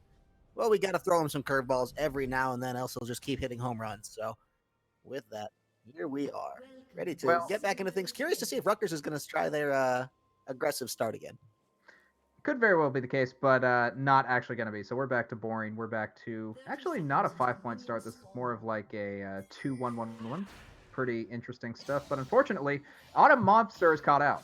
Oh no, yeah, that's gonna force the Thresh to start Lantern as well, and I say force because, well, that's obviously what he did. And now to say the Summoners, Autumn Mobster was able just to walk out of that one. I think the Lantern did dissuade further pushing from the side of the likes of Catawba, but either way, that's not ideal in any sense of the word. Not in the slightest. I feel like if you have that, what's going on is you've lost the level 2 control. And if you lose the level 2 control, then you don't have an ability to actually all in a Senna Tahm Kench lane, who are more than happy to sit back and just soak XP until there is that 30-minute mark that we talked about last game. Senna completely takes off in the super late game. Aphelios, not so much. So Kobe, he's chilling right now. Yeah, I mean, to give much on the early there is not ideal, not what they want, but doesn't exactly spell doom either. Saving the Summoners, that's the biggest thing for Autumn Mobster, and obviously you want to have that, Flay Hook combo coming out early for Clone NG, but not going to be the end of the world, especially if they can get some help, because, who, what, where, we've seen him be aggressive on his jungle pathing before, and Lee Sin, certainly a champion that he's allowed to be aggressive with, so we'll see whether or not they can make anything happen. The bot lane, definitely where all eyes are. Majority of this game, and we got the newer champions, the Senna, the Aphelios, coming out against two just very classic supports here. So we'll see whether or not we can make this one as interesting as it has the chance to be on paper here. And meanwhile, this mid lane, holy cow, there's some slap fighting going on. Nubile very low to Gatsu's Syndra. Very, very close, but Nubile is able to make it out, and unfortunately, there's no real healing coming in. He did use his only potion already, so he's down to the Doran Shield, hoping that he gets not too poked out, and this might just signal Artie to come over for mid, but as I say that, he's actually pathing towards the top side. Oh, and that's it. Once again, now he's mid. Who knows? Left, right, up, down, top, center. We'll get there when we get there. Meanwhile, who, what, where? Whoa. He's getting the call in to come in onto Fortnite. Saves the Sonic Wave for very early on into this, so should be able to use it to secure, but misses! So he's forced to burn the flash. Either way, first blood coming out to Rutgers. Not like this. Unfortunately, he had to use the flash, but did manage to get the kill, so at the very least, Blade Cube not in the same position he was last game. He is finally ahead in the matchup against We Like Fortnite. That's where you want to be, baby. Yeah, Blade Cube finally starting to feel a little bit better about himself here. Nubile wants to go in for the 2v1. He knows who, what, where's there. He doesn't care. He wants to get the kill, but you can't just do that. Doesn't matter if you're trying to buy time, because Artie will not be able to clean this one up. Meanwhile, it's a 2-0 start for Rutgers, coming out thundering to begin. Oh, who, what, where? This is the early game that we were looking for last time on the rec side. He wasn't able to find it, but on the Lee Sin, he finds the over-aggression, and because of that, gets a massive advantage. Nice! Going to be able to dissuade Artie from getting in, and this jungle start very much night and day from last game. I mean, he gets the lease in, and then, yeah, just turns it on like a light switch. Beautifully done here, and so the 2-0 start, already 1K gold ahead at fewer than 4 minutes on the clock, and curious how Artie's going to respond, because he's tried to be where he needs to make the most of the play and try to keep him off the mid lane. Meanwhile, this bot lane, Autumn Mobster, he wants to get it, but that's the Tahm Kench, baby, just gonna eat up Kobe and walk away. He's able to get out for the moment. Autumn Mobster did lose Severum for that, so now he doesn't have the lifesteal back. He's at very low health, does still have the heal. Kobe did use it in the ensuing fight. And that's going to be a nice poke, is it enough? Oh, look at that. I mean, holy cow, they're both on Death's Door. Clone flashes for it. Forces the flash out, and the WP Valentine's candy at the end of the day thrown out. Artie lurking around, but probably not going to be able to come in to capitalize on anything meaningful here, so... this is, mutually assured destruction here in this bottom lane, Cage. And also on the top side, Blade Cube and We Like Fortnite just kind of going at it, but I do like to think We Like Fortnite has more sustain, just as Silas versus Ornn. That said, Blade's playing this one out pretty well. Going back to the bot side, though, Kobe and Autumn Monster, they are so close, but Autumn Monster is just barely able to pull out the more aggressive plays. Now that he's hit the level 4 spike, I feel like he's going to start winning these trades more and more, but without Severum, he doesn't have the dueling potential for at least another 3 minutes. We saw Autumn Mobster make the most of the priority that he had, coming out very effectively in the last early game and mid game on that misfortune. Meanwhile, we'll get to that in a second because Artie in some real trouble here. The stun comes up at a very nice time, but Who What Where going low for it. We'll see if Nubile can try to turn this one around or if he'll be putting himself into danger because that health bar is low. And Who What Where capitalizes beautifully. It's a 4-0 start now coming out for Rutgers. And all 4 of those kills are because of Who, What, Where. He is out of control in this game, and he knows it. So he's going to start up the Dragon. He knows his bot side has priority, and with mid side dead, there is no response coming in from the side of Catawba. This is exactly the start that they wanted, and this is how you demonstrate a game 2 in this best of 3. I mean, holy cow. We talk about, revitalizing your plan, changing it up, going back to the drawing board and say, what went wrong? Apparently, they felt like it was just the early game Lee Sin, right? That's all that they were scared about because they get it in for themselves. He says, hey, look, anything you can do, I can do better. So we'll let the mid game worry about itself. But I'm going to take the early game Lee Sin, and I'm going to show you how it's done, Artie. It's looking pretty darn scary, and whoever gets the Lee Sin seems to be winning. That's something that comes up not only here, but in pro play in every region. Lee Sin in is my just silver over the games. top. Yeah, that's only 50% of the time because the Lee Sin is on their team. The Lee Sin on your team, you already know how it is. Of course.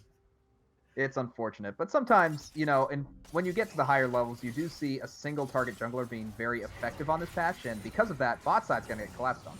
Ooh, there's the Thresh Lantern, though, just to get him out safely. Actually throws back the hook just to say, look, hey, we ain't scared.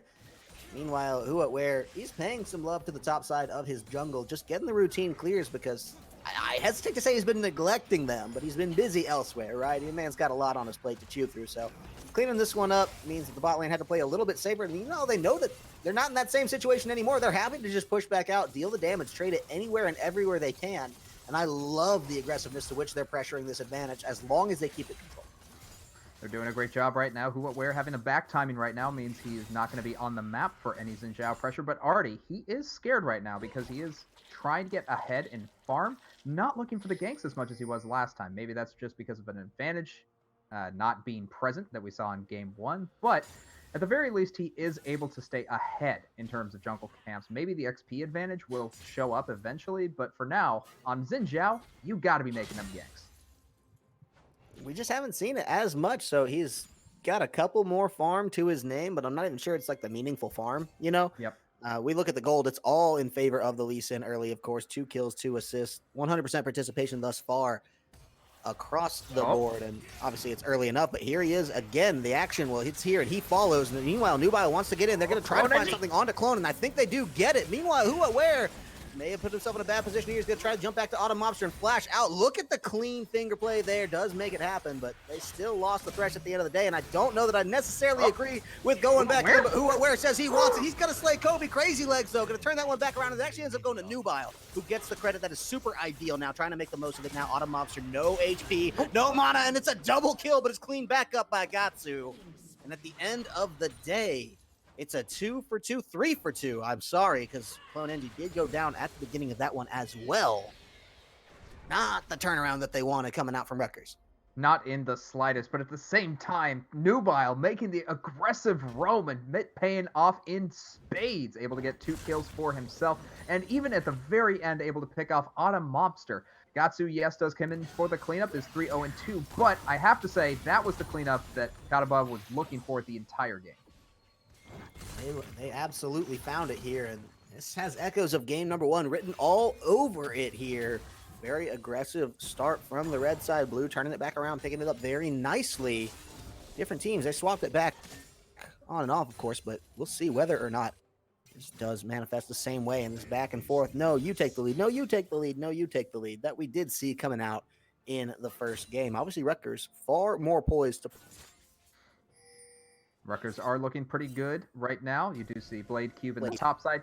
He hasn't really been involved quite yet, but he does have to teleport anytime he wants to come in. So I imagine he's going to make some team plays more likely than We Like Fortnite, just because Ornn is so much more of a team fighter unless We Like Fortnite manages to steal the ult, which he hasn't really done because there hasn't been a whole lot of top pressure, and that more than benefits Rutgers University.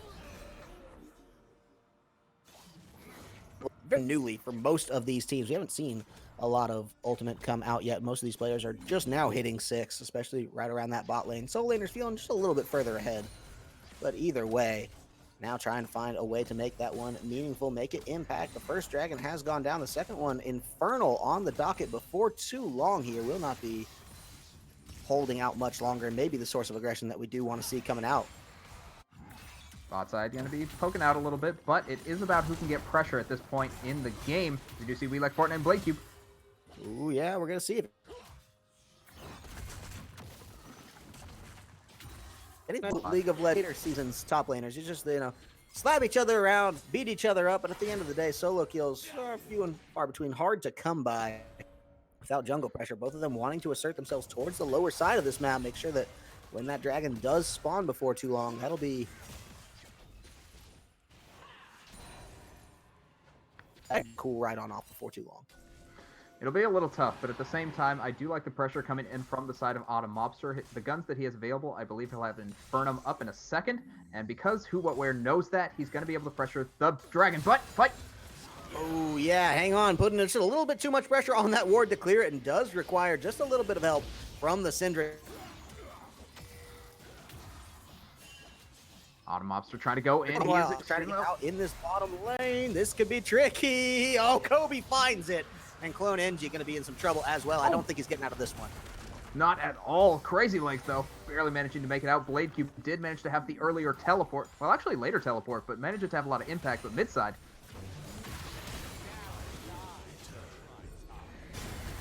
A lot of fighting. Rick Harold has been popped, but I feel like this is going to be incredible. Oh, nice hit right there. Two plates. Blade Cube going to be able to defend that.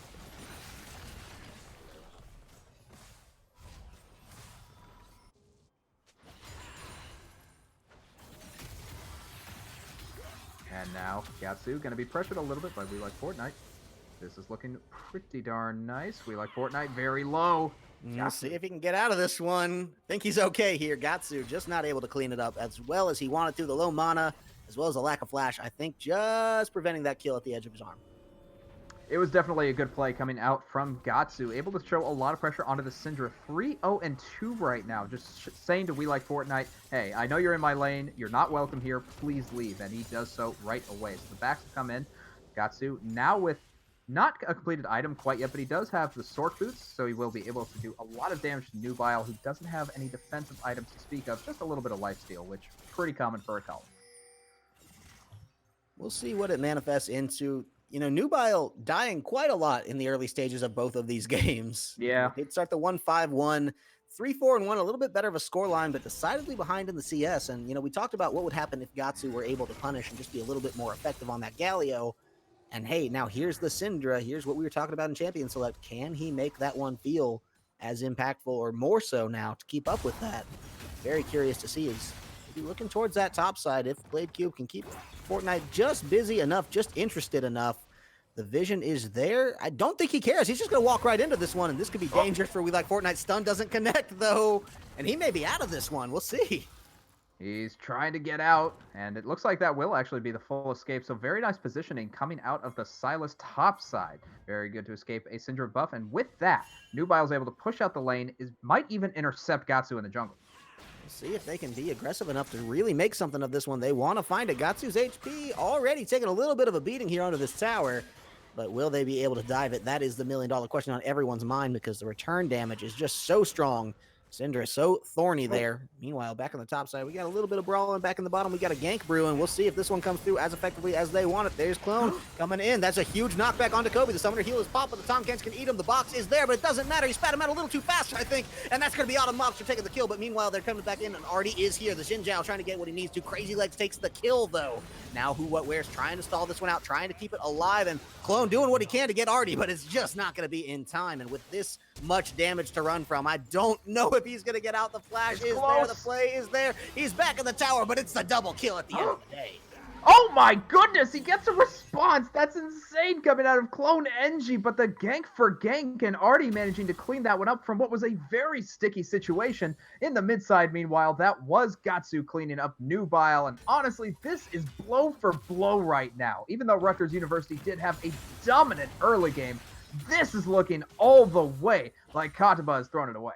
I am beating my head against the wall for what we just saw in the bot lane. That's the kind of thing that, well, man alive, I get yelled at all too often for. So we'll hope I know Catawba is, keeping a little bit better of a mental composure for themselves here. They overcommitted a little bit. They got what they needed to out of that fight. And then, is a double kill over to the Thresh worth it? I would personally say no, but we'll hope they can talk themselves into a different answer this time around. Whew. Oh, man. Just so much going wrong. And speaking of going wrong, Gatsu going on a nubile. Not going to be enough, but that means that the pressure is going to be equalized, and that's going to lead to Rutgers University having a little bit less towards the top side. You can see already in the river towards the Rift Herald. Might be able to take that one away. That would be nice as the second one of the game. As we do see Who What Where just farming up minions. Not able to get any dragon pressure quite yet, but he knows his Thresh has gone there. So Clone getting that vision control, very imperative for this part of the game.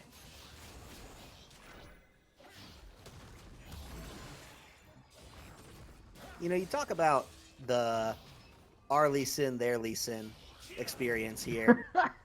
The beginning of this game was the their Lee Sin. The point we're seeing now is more of the Arlie Sin, who at where not been playing to the best of his abilities in the mid game, I would say.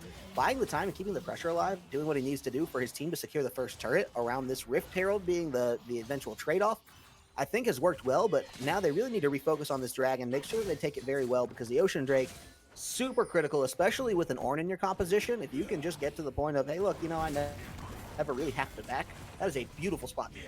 Meanwhile, Nubile could be in some trouble here. The dragon going to be under focus, but so is he. Top lane, Rift Herald will so easily. Big pickup. It's definitely a great pickup. It's not the first turret, but it is able to get a lot of gold in the favor for the side of Catawba. But as I say that, here comes the Tahm Kench. Oh, the stun misses from Gatsu. A lot of damage, a lot of pressure. I don't know if you're getting out of this one. You get a kill back, and that's the only answer here. They do find one, but the shutdown goal does go over. Meanwhile, can you save anything here? The root maybe in enough time, but the dash is there, and we like Fortnite will not be denied his first kill call. The Forge God does come down. Can they do anything with it? It's a double knockup, but only onto the Tahm Kench in the backline. Oh no, Kobe! Crazy legs! What was that? Oh my goodness. I don't even know how to begin to interpret what we just saw here, Cage. Oh no. Wait, that means it's my job as the color caster. Uh-oh. Oh boy, yeah, let's unpack this one pretty slowly. Okay, so it nets a tower, right? The advantage is still now in the hands of Rutgers. They get the dragon, they get the tower at the end of the day. Just a little bit too much time, I think, wasted in the topside jungle by the opposing side of Catawba there. But man, that's gotta feel bad. It really does, because you have the advantage and you're pushing into the enemy jungle. Unfortunately, without that first tier turret, you can't do that. And because the capitalization coming in from Who, What, Where, and Gatsu, there's just nothing you can do. The area damage and the area control coming in from Syndra is something you can't contest unless you have something to equalize it. And quite frankly, this draft does not have. No, and that's really what we come down to, is the way that they drafted so well now on the side of Rutgers. Just to change up the game plan, get something new, and I really like what I'm seeing. The Aphelios, maybe not as impactful as we wanted, but the Lee Sin Syndra completely online. Definitely what they were looking for. Maybe last game was just a bit of jitters. Maybe there was just something off about the composition. Maybe they weren't comfortable on the champions. But either way, they've come into their own. And Rutgers University looking very, very strong in this game. They just need to find ways to finish it out. And with the Baron spawning in less than a minute, that might just be their ticket to a Game 3. We don't see many of those around here in the collegiate sphere. Most of what we get on stream, it's the 2-0s, it's the slap-arounds. One team really breaks it open and then tries to drive it home a little bit better. So this is a hallmark of some better teams here. We got the higher ranks, we got the plat players, the diamond players. Heard a rumor buzzing around that some of these guys were in Master last season. Ooh. Well, now we'll see, I think, the benefit of that, and to the degree that they're able to mentally reset and turn a game around. Blade Cube, though, trying to turn this one around, does knock up too, but it's just to buy time. The rest of his team has to make something happen. He flashes over the wall, but I still don't think he gets out of this one. That's just so much damage after him, and as tanky as you can be, the Senna will find you. But look how long that took. 3 members, that was at least 15 seconds to kill a single member on the team of Rutgers University. And the response, gonna be that inhibitor turret. That's going down. There is no way to defend against it with only your Senna. And with that 2 turret take, coming in from Rutgers University, they are feeling confident, and they might just path down towards the bot side to get out. And I mean, that's only the first death coming out for Blade Cube, right? He's happy to make that exchange. Hey, you know what? Sure, I'll draw 3. I'll die. We're not even going to lose the second top lane tower. The pressure does still stay in a decent spot as far as our pushing in. And we're going to get an inhibitor turret out of it? Absolutely the right play for any team-oriented top laner to be making there. But meanwhile, Autumn Mob having a flash out of that one. Artie is under tower, and that's so dangerous. The stun doesn't connect, and they do lose Autumn Mobster for it. You got to think, man, if he'd just been a second sooner on that one. But now a Call of the Forge got stolen, turned back around. Does pop up Gatsu. Try to hold him out of this one. Crazy Legs as well, hanging on to the side of things. Does get hooked to the tower, and that one hurts, baby. He's going to be able to Grey Health some of that back, but just not enough. Meanwhile, I really like what I'm seeing from Catawba to try to push this one, but they have to be careful with Clone Envy hitting these hooks. The problem with Catawba is they can't actually push into turrets. You see their range, it's only Kobe. If anyone else gets near the turret, you have a Syndra, and this is exactly what happens. Oh my goodness, what a hook. Clone Envy is on fire, but he's too aggressive following in, and it may cost him his life. Yes, Kobe gets the kill. Meanwhile, they turn it back around onto Nubile, who we're trying to get in with the Call of the Forge God now coming out. Blade Cube trying to make some tough decisions. They want Crazy Legs, but he's got the crazy hands to try to get out of this one. Are you kidding me that he's going to survive this one? No. Blade Cube, well, he's got other ideas. He just comes around the side, says, no way, Jose, picks him off of that one. And meanwhile, we're out on the side. Are you kidding me, Syndra? No! Artie gets the pickup. Kobe now in fear for his life. And just when you think they're out, everybody's back in. So back and forth and just peeled perfectly from the side of Rutgers. Gatsu and where what a duo coming out of this Rutgers University squad. They're able to find so many picks off a single hook from Clone Envy. Man, if you can get that much off a single hook, I dare to think what happens if the entire game goes their way. And right now, that seems to be the case as they pick up their 3rd dragon. And with that Ocean Soul 1 away, this is looking very dominant from the red side. You cannot give the Ocean Soul now to Rutgers. They have too much to punish you with it. We saw exactly the degree to which they could play around every last sliver of their health bar in that last fight, and it's only going to get stronger now with this Ocean Drake. You give them another, and you're fearing for your lives. You're fearing for this series as they do try to drive it to a game number 3. So now there's a lot of pressure on the shoulders of this Catawba squad. Figure something out and do it quickly, because you don't want this going to a 3rd and final game. Well, Catawba, they have the pick squad. They have abilities to pick people off. They just can't target Blade Cube again. I feel like that was the big misplay coming out of this squad, is just going for the tankiest member of the team, using your non-tank buster champions. If you manage to find Autumn Mobster, which is what started that whole mid lane play, great. Then you take that kill, you convert it into an objective, because once that damage is down, all they got's Gatsu. And Gatsu, very, very vulnerable. So really just getting one after the other, that's the only play that I think Catawba could possibly make in this situation. Well, if you got one option that may net you some success, I'm no expert, but I think you better take at least a chance on that option if there is no alternative there. That's what they're going to try to find for themselves, try to make happen here across the board. And I like that they're setting up the split push with Nubile in the top lane. He has the teleport to get in if necessary, but not if you're going to get hooked to your Crazy Legs. This is so dangerous, and that shield is not going to save you if Who What Where decides he wants it all, and he does. He may just sacrifice himself for it, but not even close to it. Clone Envy is a monster on this Thresh, and he is setting up so many deaths. Oh, wait, We Like Fortnite trying to come in, but didn't quite find it. It is, in fact, Clone Envy being the tertiary MVP. I don't even know how many MVPs this team has on Rutgers University, but it seems like it's everyone right now, because this team on fire. They are pushing for the inhibitor, and here comes Call of the Forge God. Ooh, it is a Call of the Forge God, though, stolen away. They're trying to get a little bit more out of this one. Can they make something happen? Solo on the health bars, and Who What Where is dominating over Artie already. Now Crazy Legs going down as well. The double kill is out and in as We Like Fortnite nowhere to be found, and Kobe trying to get out does not matter. Nubile the Zanyas isn't going to save you. The Ignite will do it if nothing else does, but it's a triple kill already as Clone Envy takes away the Quadra of possibility. And this inhibitor not long for this world at all here, Gage. And unfortunately, the fight was too close to the inhibitor, so yes, you got out of Mobster, yes, that was the play, but it was a Pyrrhic victory, and Gatsu, even with no mana, can do so much damage in a fight that the Catawba squad just found themselves overwhelmed, undervalued, and this is going to be going to a Game 3, Corvus. Get the hype. Oh, man, I absolutely love it here. Gatsu leaving the game in some style points as well. They blow up the Nexus with about 25 minutes on it. We're sitting here talking about, don't give them, the Drake Soul. Don't give them the Baron. They don't need any of that stuff.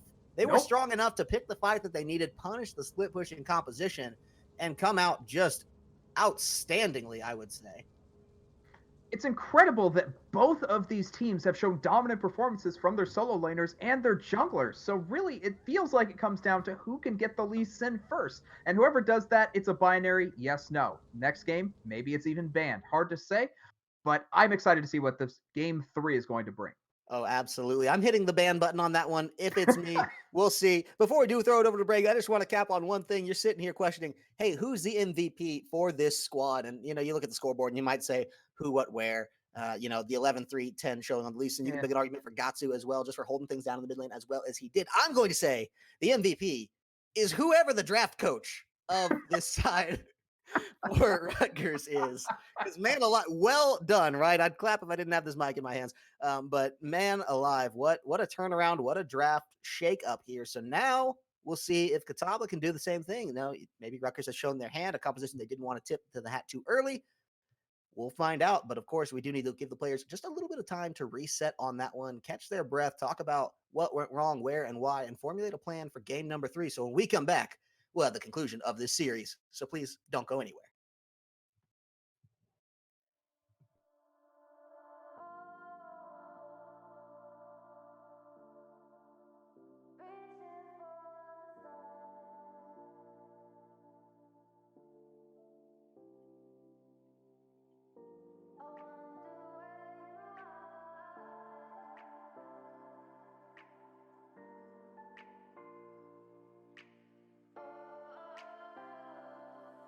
We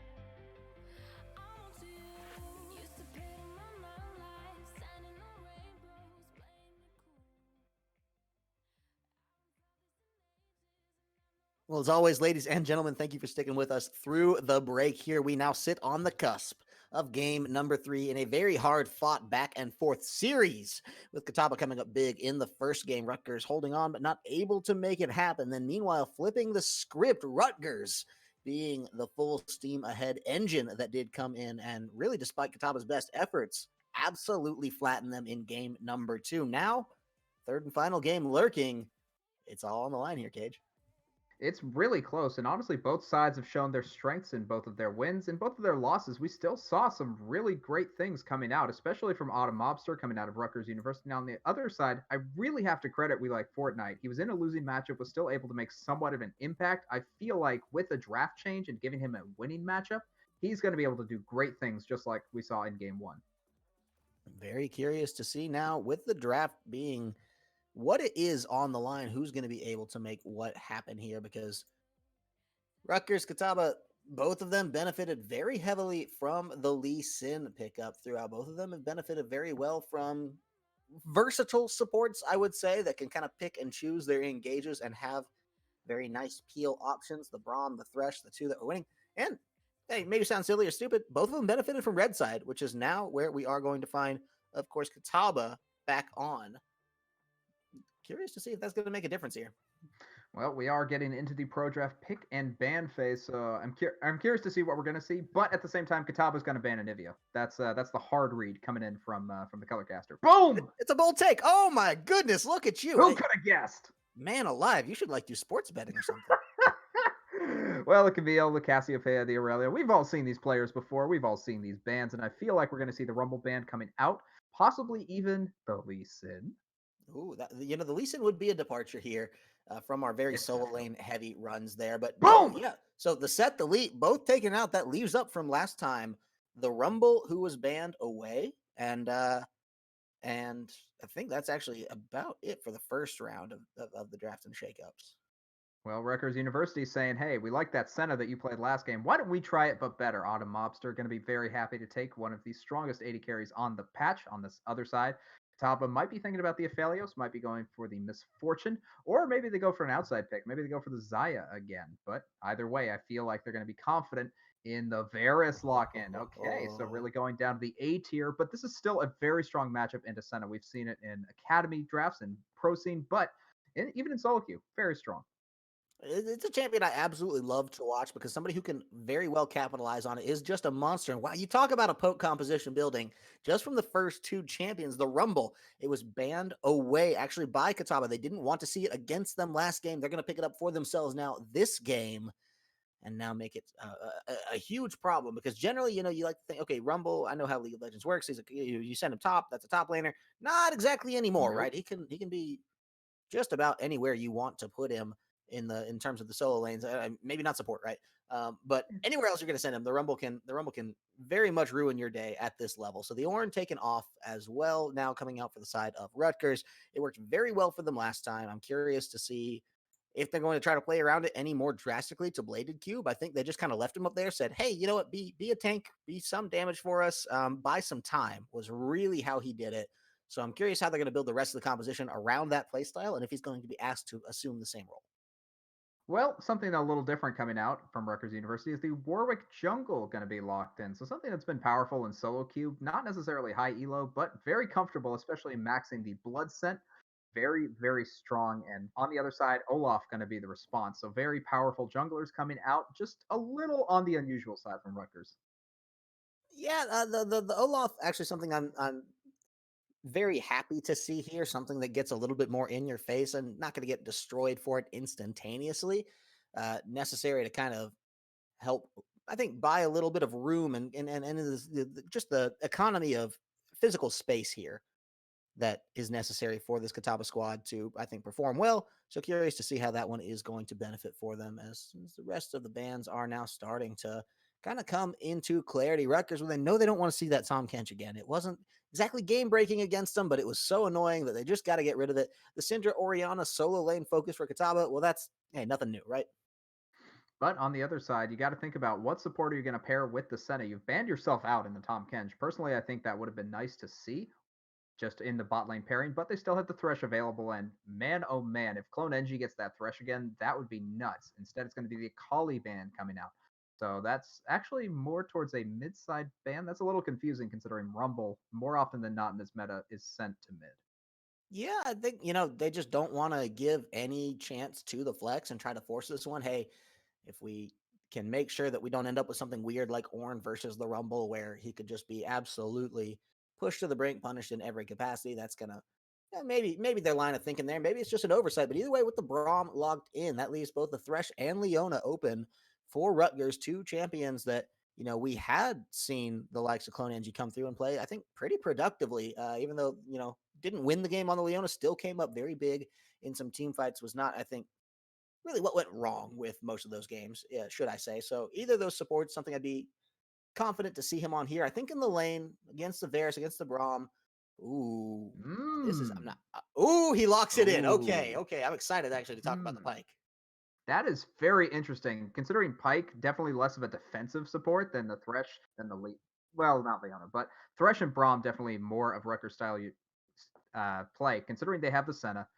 Now with the Pike, you can be a lot more aggressive in the bot lane. And I feel like that's a bit of a mismatch. I'm curious to see whether or not that plays out, but at the same time, it can work. Pike is just an all around great pick. And speaking of all around great picks, it's the Veigar. He's here. Yep, we like it. It scales well. They needed AP. Oh, Hey, guess what? Here's your AP. You got it. It's into the Rumble. And oh man, oh man, oh man, oh man, oh man. How did this one slip by us? We didn't even talk about it. Oh, the game one Fiora coming out of Catawba. Oh my goodness. If this pops off like we saw in game one, this is going to be absurd. Because honestly, Blade Cube just looks completely out of sorts against this pick. And if this happens again, this is going to be all Catawba. Oh, I think so. Absolutely. We like Fortnite as a player that very quickly was able to capitalize on that one for himself. Now, the Ornn, you can at least say it is more defensive in this top lane. I don't think that he's going to be at as much risk as he was in game number one here, Blade Cube, when he played the Kled into it and, just felt it every which way. So hopefully the Ornn, something he can kind of mitigate a little bit of that Fiora's pressure on. We'll see whether or not that is the case for him as that does come out. And we've seen some roam heavy play coming out from Gatsu and Nubile. Now with the champions that they've selected for themselves, I think this becomes a huge question of getting these two in particular roaming and rolling in that capacity. Because I'm not as worried about the top lane for Blade Cube. I don't think We Like Fortnite is going to be able to pop off as dramatically against the Ornn. Maybe he is, and he's just going to say, no, I'm that good at this champion. But I'm thinking more likely than not, it's going to be the Gatsu versus Nubile show. Matchup in which Gatsu has had a lot of early priority, and it's only really been the junglers making the difference between them. Now, Warwick versus Olaf, another one that's I'm very excited to watch unfold. I do like the pick of Veigar, especially for Gatsu, because you have the Olaf, who isn't going to be able to get through the cage until after level 6. So the early game, pretty much secure for the mid side on Rutgers. At the same time, you have the Warwick. So if you manage to get the Rumble low, if you manage to make a roam and get that successful, Warwick can always follow up. The Blood Scent makes him very, very fast and versatile. So as a jungler, I really appreciate it in solo queue. I don't know how this is going to be executed, considering there's a lot of CC to cancel him out. But if it works, it's going to be one for the record book.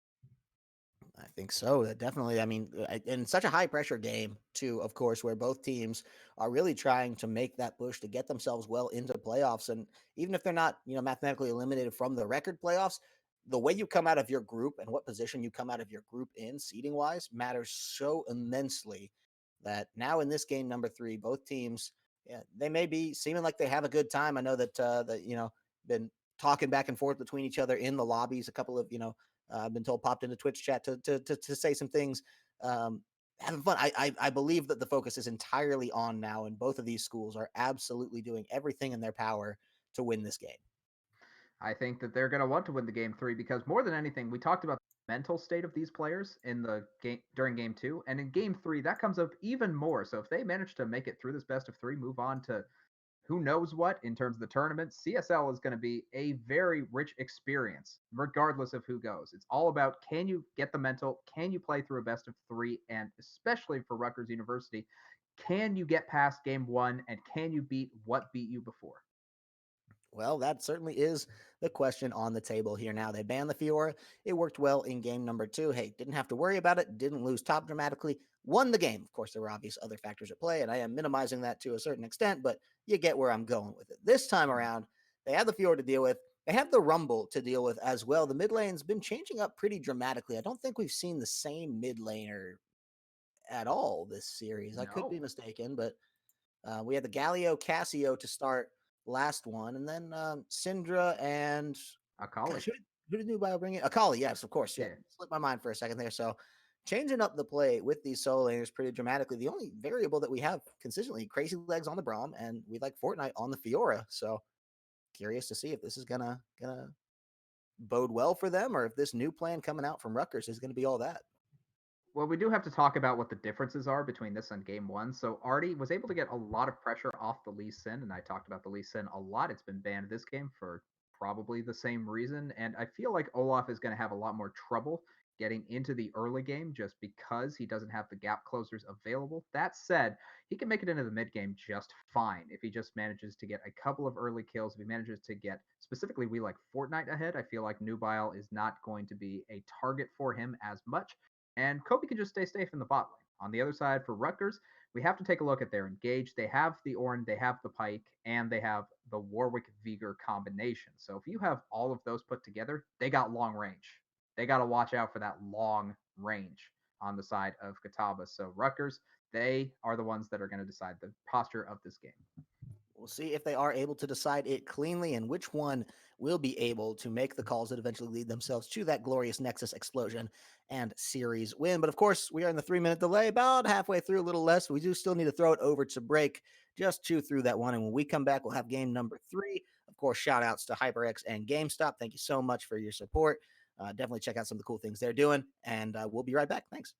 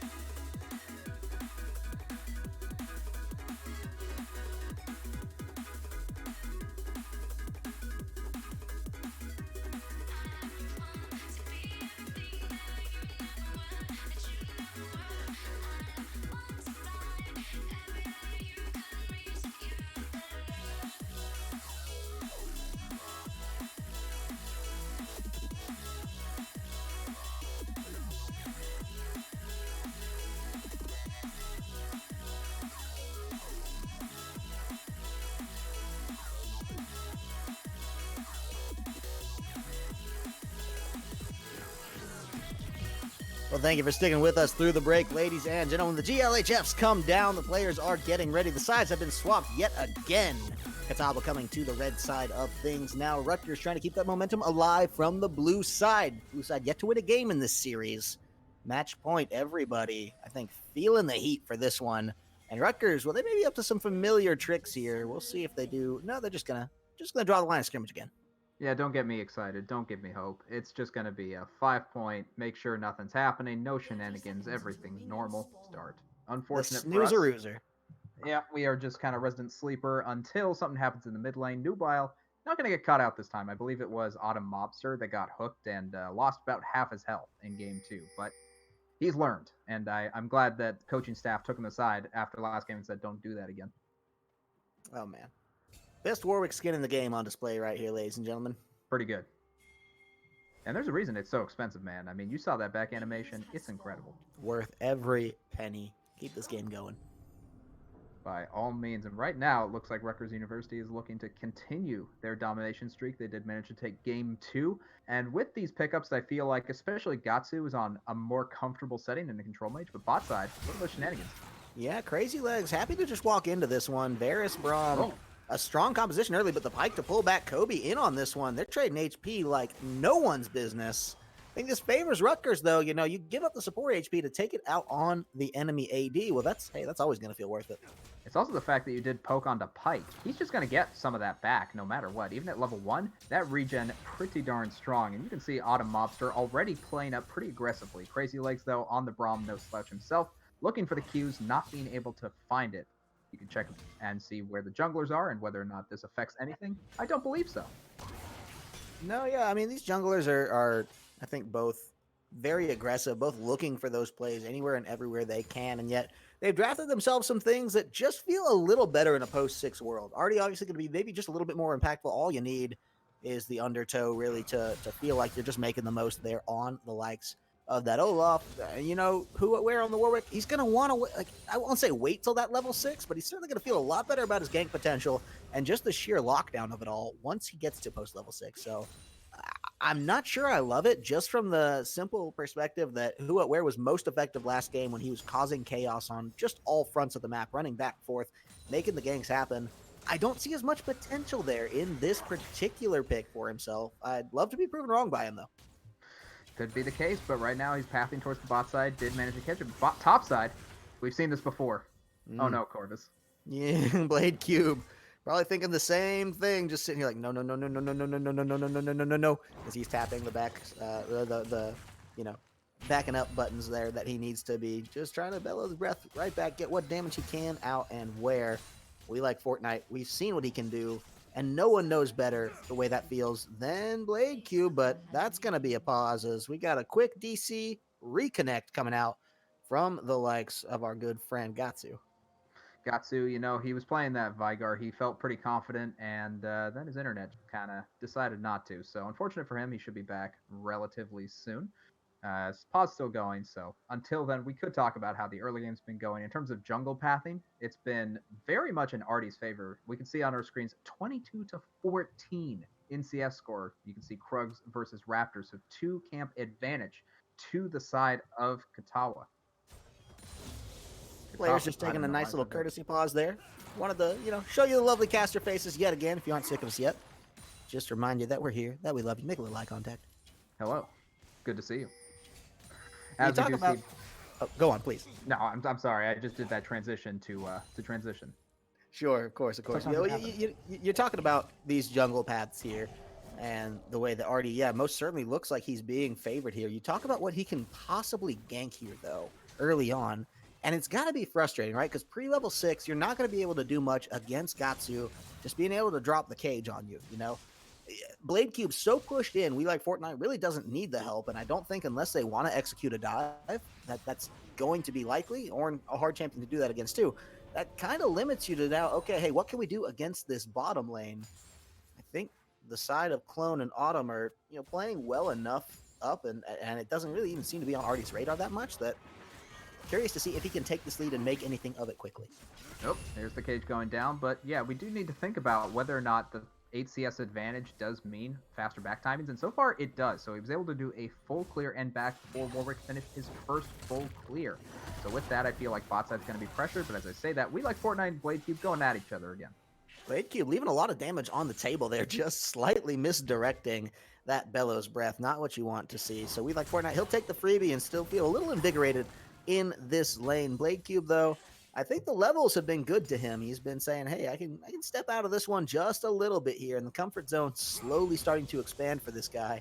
That's a position that you want. And Cage, I got to say, I'm a little surprised here. I mean, usually we've seen a little bit of blood.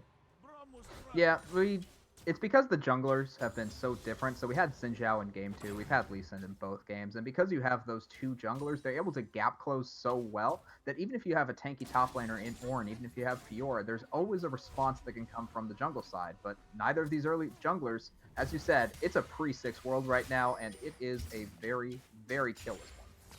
I think, yeah, they're happy to just try to farm up to 6. The ping does come down. They know that Artie's going to be where he is, so I expect the retreat maneuver coming out before too long from Blade Cube. Meanwhile, Dragon started up on the bot side of things by the likes of this Rutgers squad, so they're just buying all the time they need in the top lane, the jungle. Hey, this is just a freebie.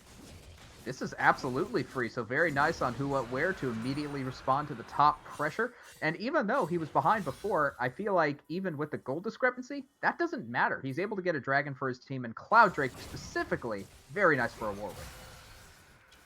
Gotta love it, what you need coming out for you, just particularly now. It does leave open the possibility of some counter jungling, thankfully, for the side of Who What Where. And if you are a fan, we'll get to that in a second, actually. Gatsu just being forced out of that one. Will survive, I think. He's taking a cheeky back here. I think the flash, should Nubile decide to do it.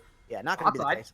Meanwhile, yeah, bot lane, we got some fights coming out of this one. Who What Where is here. He's going to flash in for that one, pop the flea, and make it first blood easily. The game over flashed immediately from Clone NG2. He knew exactly what he was doing, and now. Oh, Kobe, just wasting his flash there, speaking of flashes. He didn't need to go in for that. He already knows the world is on him, and he knows Clone NG can easily get him as the pike. So when you have that pressure, you don't want to give up your summoner spells. You want to use it when there's a possibility to make it work. And right then, that's not the time. So I think going to feel wasted now, and probably not the momentum that Catawba was hoping to bring into this first game. They still barely, by the slightest margin, have a little bit of a gold lead. Actually just got tipped back over to the favor of Rutgers. Despite being down 1-0, losing that early dragon as well. This is not, I would say, an early game that feels anything more than just like a little bit of a nuisance right now. You're still playing to the same objectives that you want to. Okay, get Artie to level 6 and start diving some towers, right? That's going to be the ultimate goal, is, take away Veigar's #1 line of defense there, and you can really start to make this guy's lane a living hell. You got Nubile on the rumble in the mid lane as well, somebody that if he can get rolling on can just take over a game. So I think, the biggest thing that Catawba needs to worry themselves about are, warding up and staying safe. But look at this. Yeah, Gatsu coming in, popping that one very early so they can't escape over the wall. And now that's going to be huge to kill Artie. This is not what you want if you're Catawba. You got to respect that. Nubile getting killed back on it feels great for himself. Gatsu can't exactly get over the wall the way he wants to, so maybe they turn this one. It's a huge flash to get in. There's the wall, though. And just like that, the Flame Spitter finds it on the very edge for a double kill, tying us up. Oh, very, very close, but a nice engage coming in from the side of Catawba. They're able to just go into the jungle because of the level advantage. You already see Artie had level 6 when that gank started.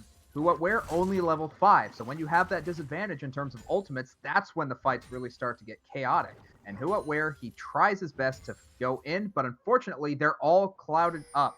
Rutgers University for a rumble ult, and that's when Nubile really starts to show why this champion has been picked in mid lane so much. I got a little egg on my face here. I'm sitting here saying, oh, you know what? Yeah, you just wait like another minute before you're being aggressive. Catawba, shut up. We're gonna just shut your mouth. Let us play our game. And they do it well. So I'm serving up a little bit of slice of humble pie for myself right now. Catawba playing very well to do what they needed to there. Make sure the gold lead looks nice and pretty, and put 2 kills onto Nubile here. I think this is the first good start this guy's had all game long. He's been impactful in all of his games, or all series long, I should say. Now I'm very curious to see what he can do with this. And Gatsu, at least he manages to pick one up from that. He's able to kill the jungler, who was really starting to get out of control and already knows this. So even without the cage, he's able to make a lot work with that primordial burst. If he manages to continue scaling, that's when this team becomes scary. Until then, though, Rutgers University finds themselves on the back foot. That is the name of the game for the Vega. Just farm that ability anywhere and everywhere you can. Get the stacks, get the stacks, get the stacks. It's like Nasus, baby, but, more mana dependent if that's somehow possible. Meanwhile, though, nice Glacial Fissure forces the flash out from Autumn Mobster.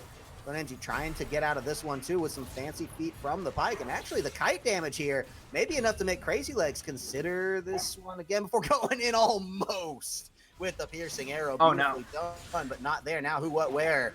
Asking the questions of how do I get out of this one. Nice cage. The Ragnarok not going to be too worried about it, but Nubile not want to take more damage than he needs to there. So both squads disengage from sticky situations and just by the skin of their teeth get out okay. I feel like Artie didn't need to pop the Ragnarok there, but not to harp too much on him. I feel like that play was very good to go aggressive into the jungle. That did force the infinite duress out of who, what, where. And because of that, he finds himself in an even stickier situation. Ooh, yeah, the Equalizer just prevents him trying to make any fancy pathings out of that one, and we like Fortnite picking up a very dangerous first kill. This could be the camel's nose under the tent here, as Gatsu trying to get Artie on the back line. They want to go in, that's the Pike execute, baby. You cannot get poked down that low, not against the Pike composition, because Clonenji, we've seen him aggressive on Leona, we've seen him aggressive on Thresh, now he's on an aggressive champion to the T, and he's just playing very well for it as well. Still, highlight, we like Fortnite, getting a kill, not what you want to see either. No, because when we like Fortnite gets 1 kill, that turns into 5 kills pretty darn quickly. Against Ornn, though, I do like the build that he's gone. Blade Cube has already started the Bramble Vest, and because of that, will not be able to be killed by Fiora instantly. This actually hard counters her, and with Ninja Tabby, I feel like he actually wins the 1v1. So we have a Mountain Drake on the board right now.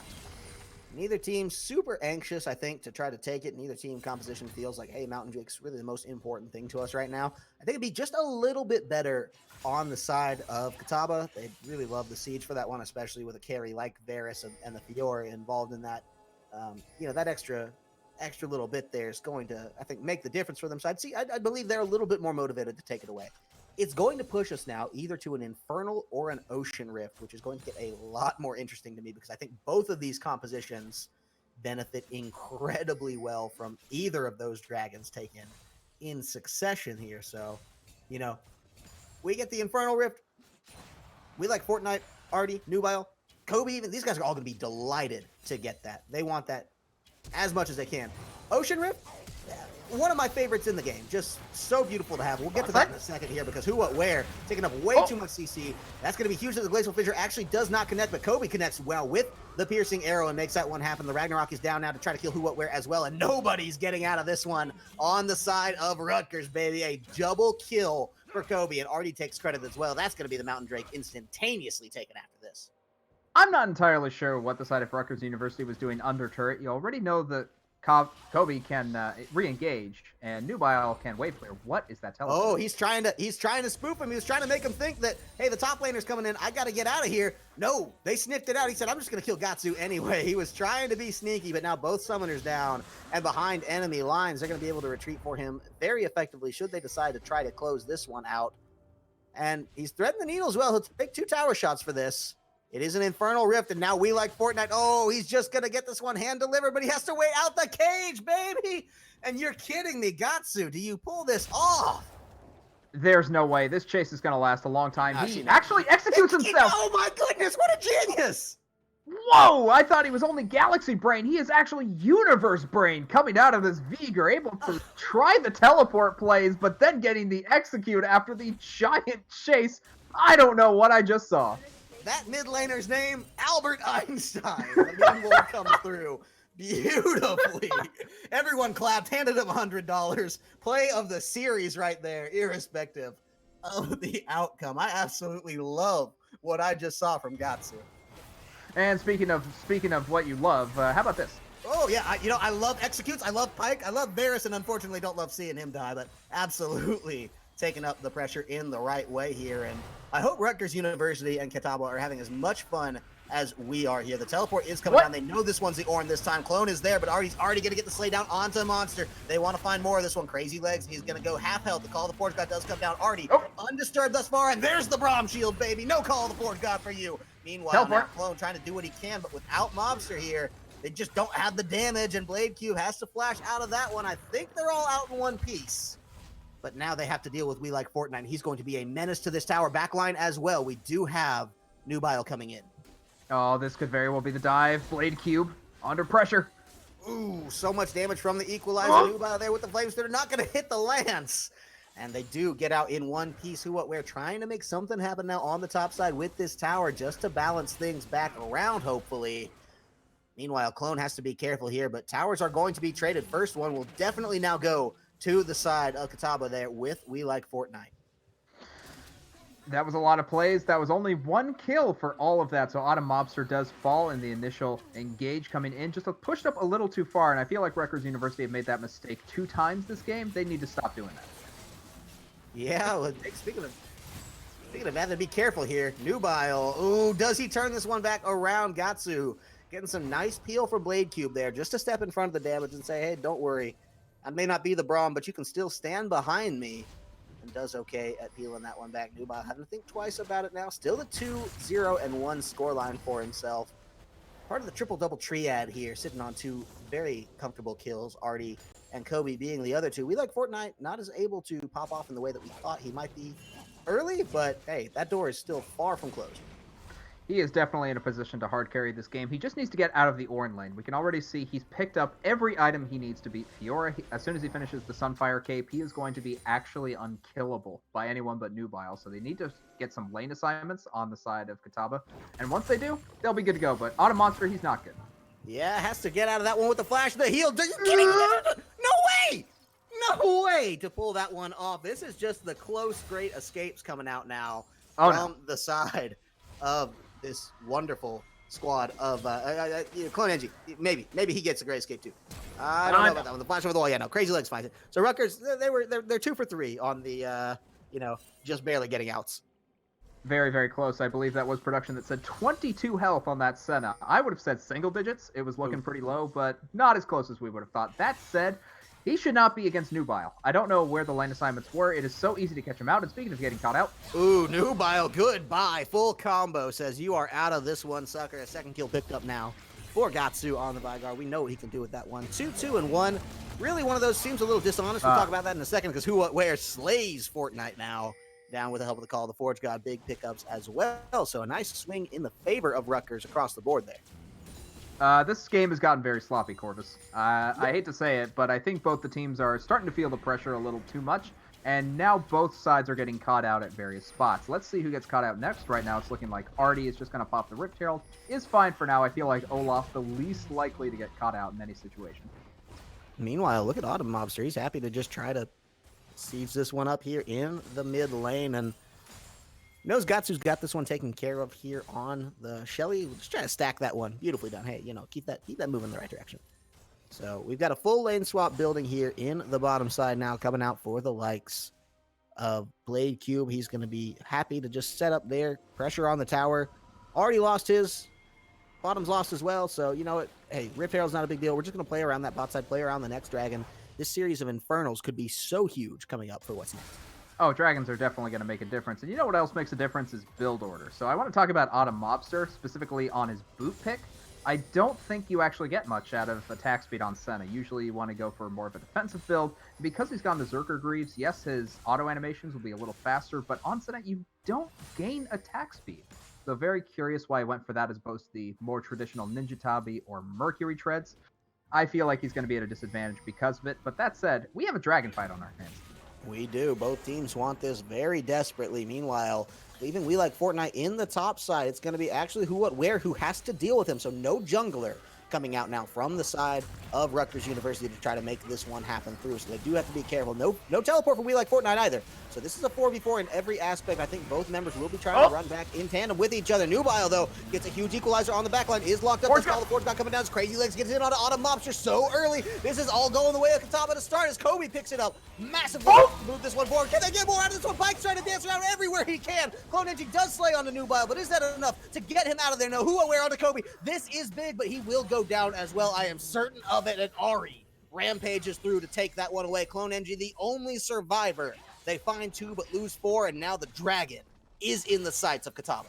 Catawba were able to find such a good engage there coming in from the Varus Corrupting Chains as well as the Equalizer. That was the combo they've been looking for all game long. And finally, at 19 minutes into the game, they're able to find it around the Dragon Pit. And because they're able to get such an advantage, they pick up the Dragon. We like Fortnite. He may not have gotten anything from that, but the rest of the team certainly benefiting from that immense pressure that they got. We like Fortnite seems to be able to play that role very adaptively for the top side. Yes, hey, I'll hyper carry. Yes, anytime you need me to just be the punching bag or get on the front line or just cause the dissonance necessary to get the objectives, get the kills, get the pressure that we're looking for, well, they seem to do that quite well in addition. So now we're sitting 5 seconds away from the Baron spawning. Dragon taken off the map and a very strong jungle and AD position coming out now on the likes of this Catawba squad.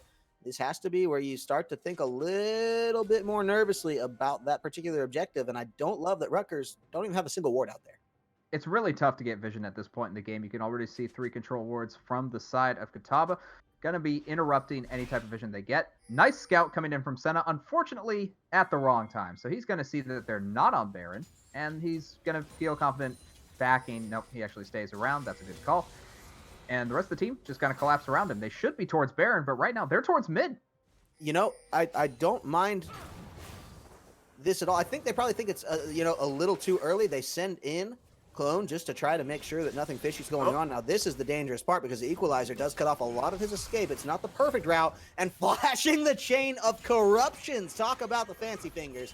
Makes that one happen here. They want to try to find potentially a re-engage now knowing that huge ultimate from Varus and the likes of Rumble are both down. But can they do it? That's the question because they're so worried still about We Like Fortnite splitting this bottom lane.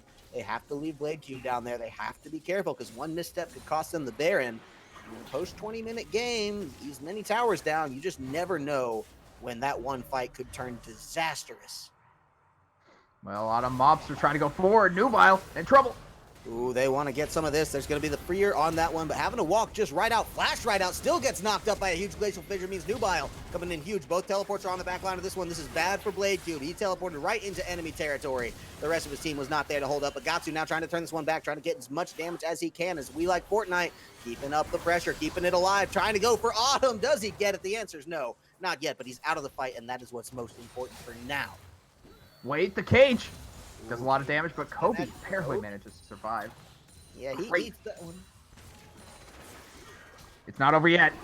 No, it is not. They want to get back in. Nice, huge flip back to get in on Artie. He will die for this one. The shutdown does come through. Autumn, though, has to be careful. Call the Forge God coming down now. There's no Braum shield to block it, so they only knock up Crazy Legs, though, and do hold them in the cage. Now, this could be big if they're able to slay onto Nubile. He's so low, but the execute misses. He didn't account for the flash. Now, Crazy Legs doing everything he can just to build the distance. This is still We Like Fortnite, able to pop off big on the backline if he gets the opportunity. Who, what, where has to be careful, though. He wants to find these 3. 2 seconds. Might be baiting himself in. They're going to go for it. Clone Engie, can you make this one happen under tower? Blade Cube is there as well. The dives are all around. Nubile is going to go down to this one. I'm just sure of it. But who, what, where will fall as well. Blade Cube does pick it back up, but We Like Fortnite. This is the double kill. This is where he's going to start popping off. Crazy Legs does go down. But at the end of the day, the real winner of this one, We Like Fortnite with a triple kill and the ace. Oh, such an overcommit from both sides. At first, you would think that Rutgers University could bring it on back, but just a few missed skill shots, and suddenly Catawba, they're able to find their damage, and We Like Fortnite freely hitting the entire time means this Fiora is finally online. This is Rutgers University's worst nightmare come to life. Oh, no. Yeah, Catawba keeping the red side fire alive for themselves, and on the Infernal Rift, well, that is the place to do it, baby. They are popping off just huge now, feeling great about this one. And all the priority around Baron means a very likely situation in which they pull up, start warding it down, try to bait another fight, because they know they are so strong right now. And Clone NG just trying to find his own strength, trying to put vision around the Baron. And right now he's able to clear out a few wards and is able to get vision control for now. But with Dragon spawning in less than a minute, you got to worry about two sides of the map now. And that is something that Rutgers University just can't do with their lack of resources. You can feel Rutgers just starting to try to catch their breath a little bit on this one, reevaluate, and they're just walking backward the board and say, hey, what do we do next? Nice riposte to stop the cage out. This one got to no chance of surviving that one. And if that's not the Baron flag, I don't know what is. Now, We Like Fortnite does not have the teleport to get into this one. He is a huge force with this one, but with the Veigar down, they know that they don't have to worry as much in the pit. So Crazy Legs, he's going to try to stall this one out. They want to get the full fight. There comes down the Glacial Fissure. Nubile getting a huge kill on top of it as well to make sure that who, what, where, the jungle, that's the dead one. And now this Baron is all Catawbas. And unfortunately, Blade Cube also nowhere to be found. He's dueling We Like Fortnite, but neither of you have teleport. You need to be at the Baron if they're going to be starting the Baron. And who, what, where being dead means this is probably going to be free. But as I say that, Clone NG tries to go in. I don't think anything's going to come of it. He's just trying to buy time, I think, for this Gatsu teleport if they want to put it down. Gatsu knows he has to get in. Yes, the teleport is starting to come on through. They want to find what they can out of this one. This could be huge. Artie is not in a good HP position. And Clone Edging, are you kidding me, baby? They were just buying the time, and they're starting it off now. The flashes are out. Everyone is on the run. Nubile has to be careful. They are playing so well around the lack of teleport from the Fiora, but she has now wandered up. This could be a huge collapse if they're not careful. Autumn Mobster's left all alone. Clone NG's not there to try to peel, not there to try to do anything. We Like Fortnite now unstoppable, trying to save Crazy Legs, trying to come through. The executes are there, but it's all going to be yet again coming out onto We Like Fortnite. This man is massive for his second triple kill of the game. Can he 2v1 to survive this? The teleport's coming in. I think he can. He's moving forward, and this is going to be Nubile joining the fight. Oh, they want to get through on this one. Bladed circle, Cube, I'm sorry, So Dead made into a circle because its corners were just shaved off. And now who, what, where? Going to die again. The ace coming through yet another time for the likes of Catawba and this Baron. If it wasn't theirs for sure before, man alive, they have it locked down now. And this is just exactly why you banned the Fiora away from We Like Fortnite. It was just too much to handle in Game 1. In Game 3, it's proving again to be too much to handle. If other teams are watching this, and you know you're going to be facing against Catawba in the future, you got to watch out for that Fiora. You got to ban that away and say, hey, never again. Well, you know these are college kids, so Sure who knows if they're doing their homework, right? You'd like to think that at least some of them are. I do believe that anyone, scouting this one out, We Like Fortnite is sending a statement to the world right now, Avengers style.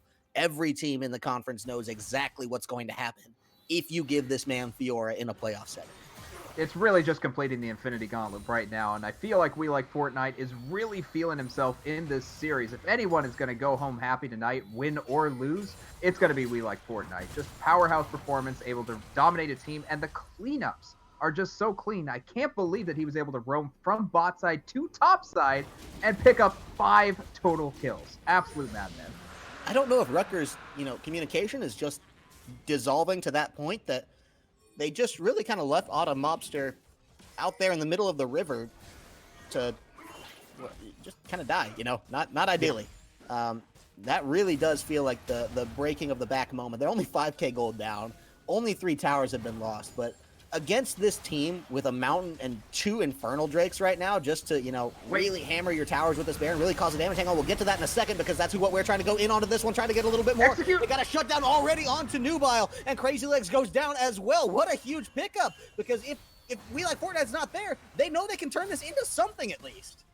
And as we talk about We Like Fortnite, he is pushing the bot side, but is forced to back off for the moment. He's looking for a pick. I don't think he's going to be able to find one. And Rutgers University, I love that this team still has fight in them. They are still looking for the picks. And as you said, as long as We Like Fortnite isn't there, they can win. If he is there, it's a different story. They will not go gentle into that good night, and now punishing the edges. We'll see if We Like Fortnite can adapt in the right way to make this one happen. Rutgers not going down without a fight. They're still maintaining a competitive edge in this one, even if it's not to the tune of an advantage for themselves now. 28 minutes, their composition will get stronger with the Veigar, with the Ornn, with the Senna, all things that are very good feeling in the late game here. Now, obviously, the scaling goes both ways, and it is no slouch at all for the likes of Catawba either way. But you got to think right now the window is open, and they need to find a way to close this game before Rutgers can really start inching that thing down. And if you're talking about what the win conditions are for Rutgers right now, it's Gatsu. If he manages to get back into this game, if he manages to stay alive against Fiora and not be in a 1v1 scenario, he's going to actually kill the entire team in 3 moves. The question is, can they make it to that point? I'm really starting to hate this Senna pick now for the likes of Autumn Mobster. We saw him so effectively on 2 carries. He swaps to the Senna, says, hey, I think I can do that. What? No, you can't, buddy. Not this time. This has been a position now 0, 5, and 8, where they just have to back off the turret. They just have to run away because he's not strong enough. And if Gatsu's not there, providing all the wave clear, it just goes down without even so much as a scuffle. So Gatsu very much boxed into being really the only carry potential right now.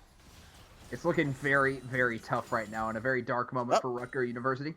Oh, we got to disconnect. Gatsu is, well, we'll see if they pause for this one. Maybe it's small enough that it didn't actually matter. Yeah, okay. So just playing out of the Wi-Fi. I get it. You know, you go to the library, you want to play a competitive game with your friends, and you know, they're not at the library because they know how bad the Wi-Fi is. But Rutgers University, you know, they're known for a lot of things. The Wi-Fi doesn't have to be one of them.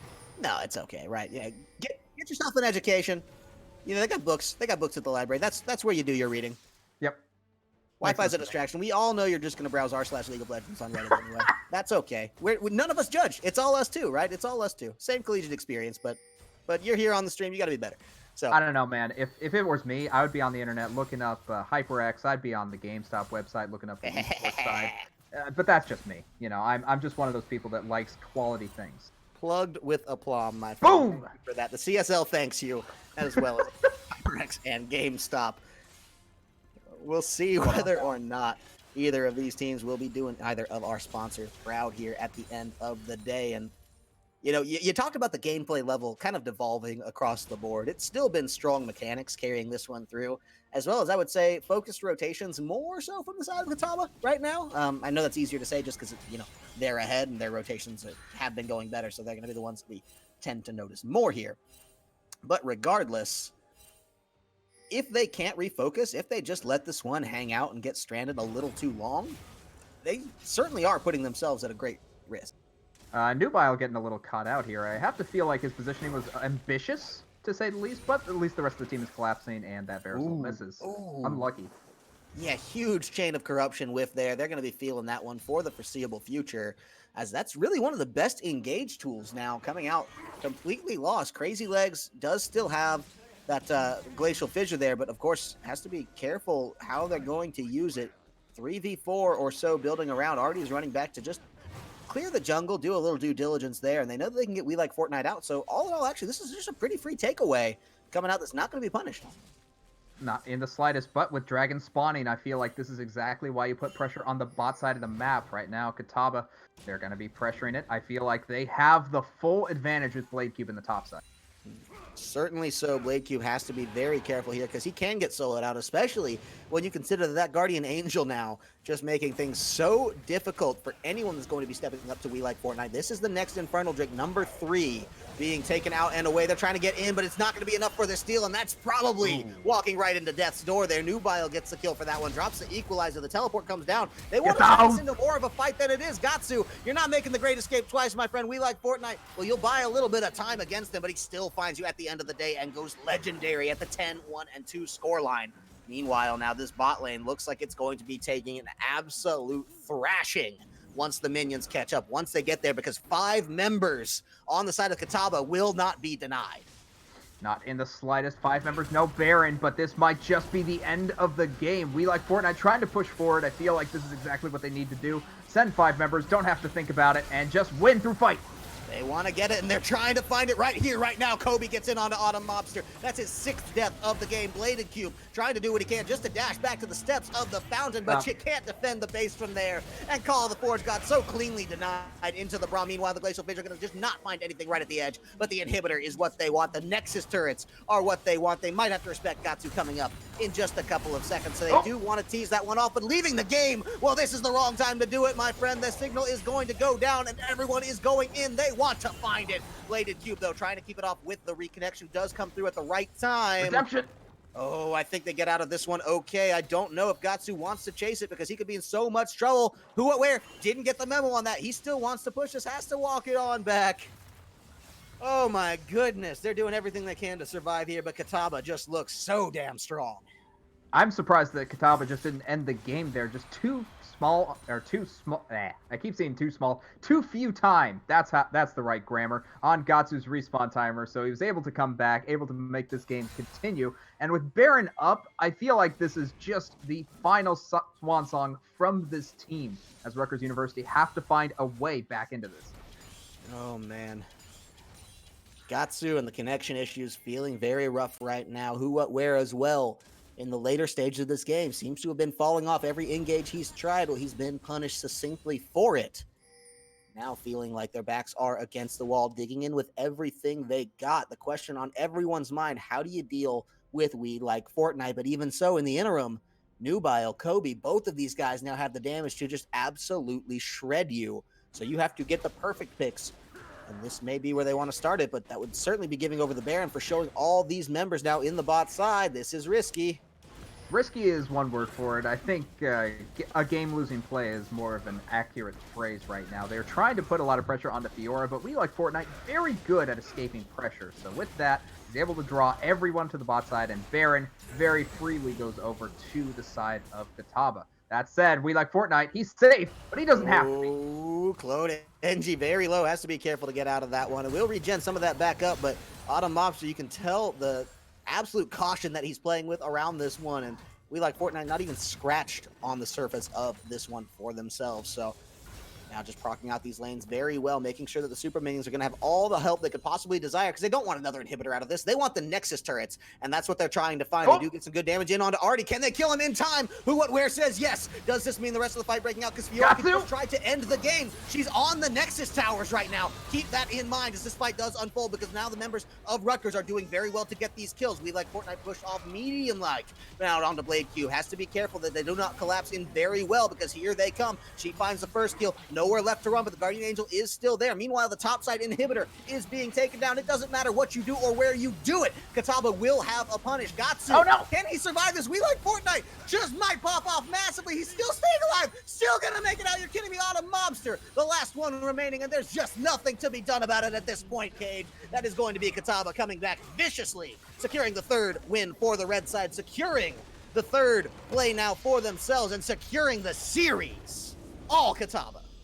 Catawba just had a game plan in mind. Feed We Like Fortnite, get him on Fiora, and we win the game. 2 out of 3 times, that's good enough for the best of 3. And honestly, this team is one that plays through their solo laners, but they have backups. I feel like if they shore up a couple weaknesses and some sloppiness, this could be a team that makes it to the finals of CSL if they're good enough. Oh, they want to push it. And so this is something we're looking at this Catawba squad, right? They had, I believe they were the ones that came in with 2 losses on their roster. To the one. They were 6-2 coming into this one. They'll move to 7-2, tying up the record now with Rutgers. But of course, in that head-to-head now own the tiebreaker. Huge for playoff implications going forward. I want to know who Catawba lost to, right? What were those guys doing? Maybe just banning Fiora? I don't know. It's a very well-kept secret, but unfortunately, now that they've been streamed, everyone that goes to playoffs is going to be like, we can't let this guy have Fiora, and we ban Lee Sin. We win the game. Easy peasy. Probably not, just because this team seems pretty put together, but that seems to be a very vital part of this matchup into the Rutgers University squad.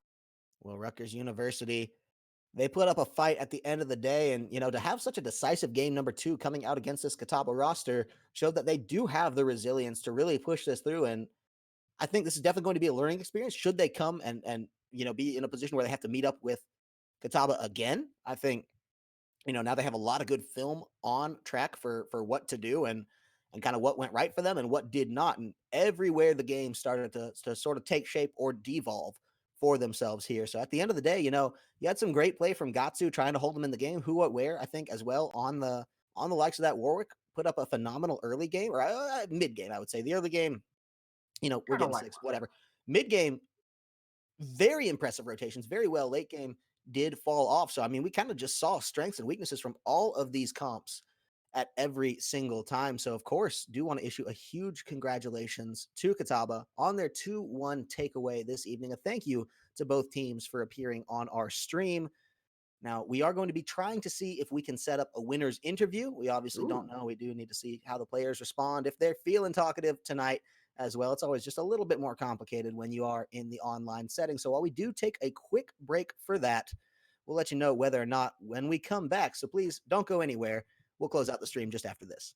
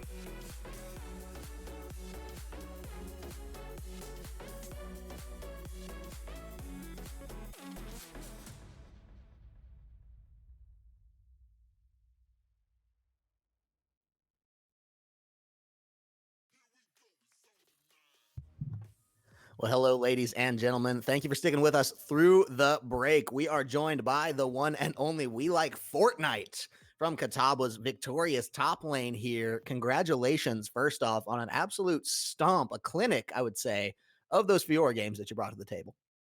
Yeah, thanks for having me. Absolutely. Well, we're very happy to have you. Do obviously want to ask some questions to you just for all the viewers at home that may not be familiar with Catawba University. It is a smaller one. Y'all are based out of North Carolina. Is that correct? Yeah, we're in North Carolina. We have about 900 students or so.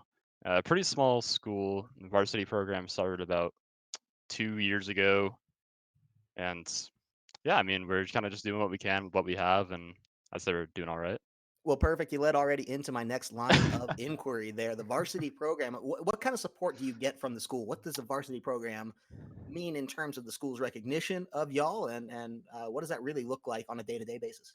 Right, so we are recognized as varsity athletics at Catawba College, and we have our own esports arena. We have League of Legends teams, Overwatch teams.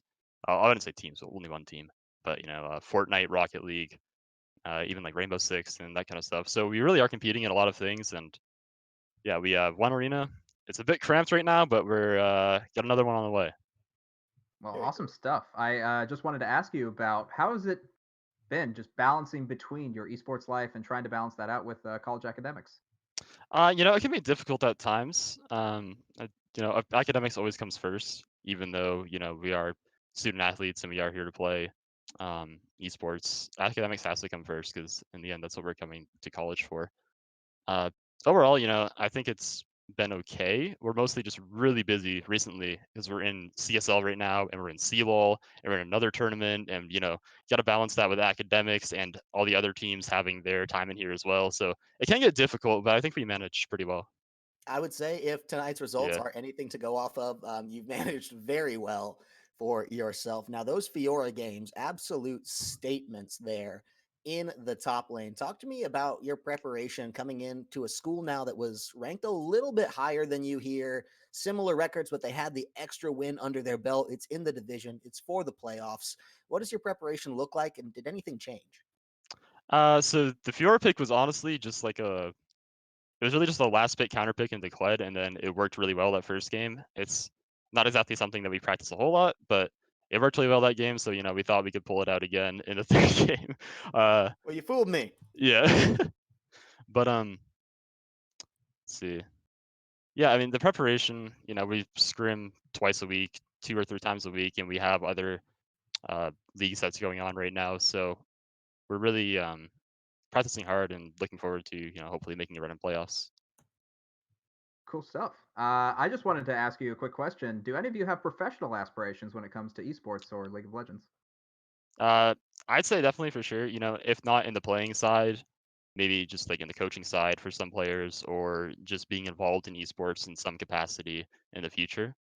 Um, Me personally, like going pro would be awesome, but it's not exactly my main focus right now. But it's kind of just Mhm. something that it's like, if I manage to get to that level, which I'm just definitely not at yet, it'd be really awesome to do. Well, absolutely. We wish you the best of luck in any of those aspirations, whether they be in play at esports or coaching at esports or just in other fields entirely here. So, of course, I do want to thank you for taking the time to interview with us here today. Do want to wish you the best of luck going forward with the rest of your season, as now the group certainly tightens up and gets a little bit more interesting. Before we let you go, do you have any shout outs or things you want to say to the guys you played with or played against?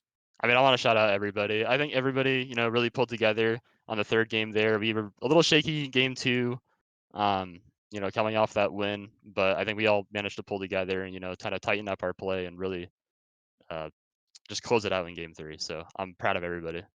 Okay, glad to hear it. Well, we like Fortnite. Thank you so much for taking the time, and thanks to you and your team for agreeing to reschedule and appear on stream here tonight for us. That is always something that we certainly appreciate with the teams working around their busy college schedules. So you guys doing that definitely means the most to us. On the topic of shout outs, before we do close out the stream, we do have to shout out, of course, our wonderful sponsors, HyperX, for providing all of our peripherals this season, especially at LAN. Vegas is coming up. You've just seen some teams that are maybe in the hunt to play there live. Well, that's going to be HyperX throwing down those finals, by the way. Yeah, April 17th through the 19th in Las Vegas. If you're in the area, please do come check us out. It's at the HyperX Esports Arena. So we're very excited for our partnership with them and all of the wonderful gear that they do provide to keep these gamers absolutely performing at the top echelon. Of course, next, we do want to shout out our wonderful sponsor for the entire season, GameStop. You can find out everything they're doing at GameStop.com/esports, mostly their GameStop weeklies, letting the college players come in, play a large title of various games, I should say, for money, for competitive prize pools there.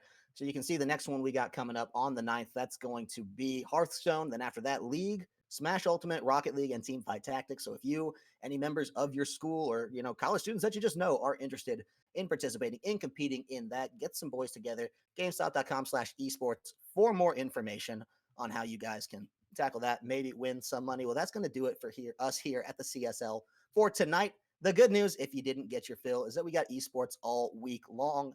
Same time, same place, 9 p.m. Eastern, 6 p.m. Pacific, right here, Twitch TV/C Star League. Of course, League of Legends, we're coming at you every Tuesday. So we'll see you next week. We thank you so much for tuning in and hope you all have a blessed night.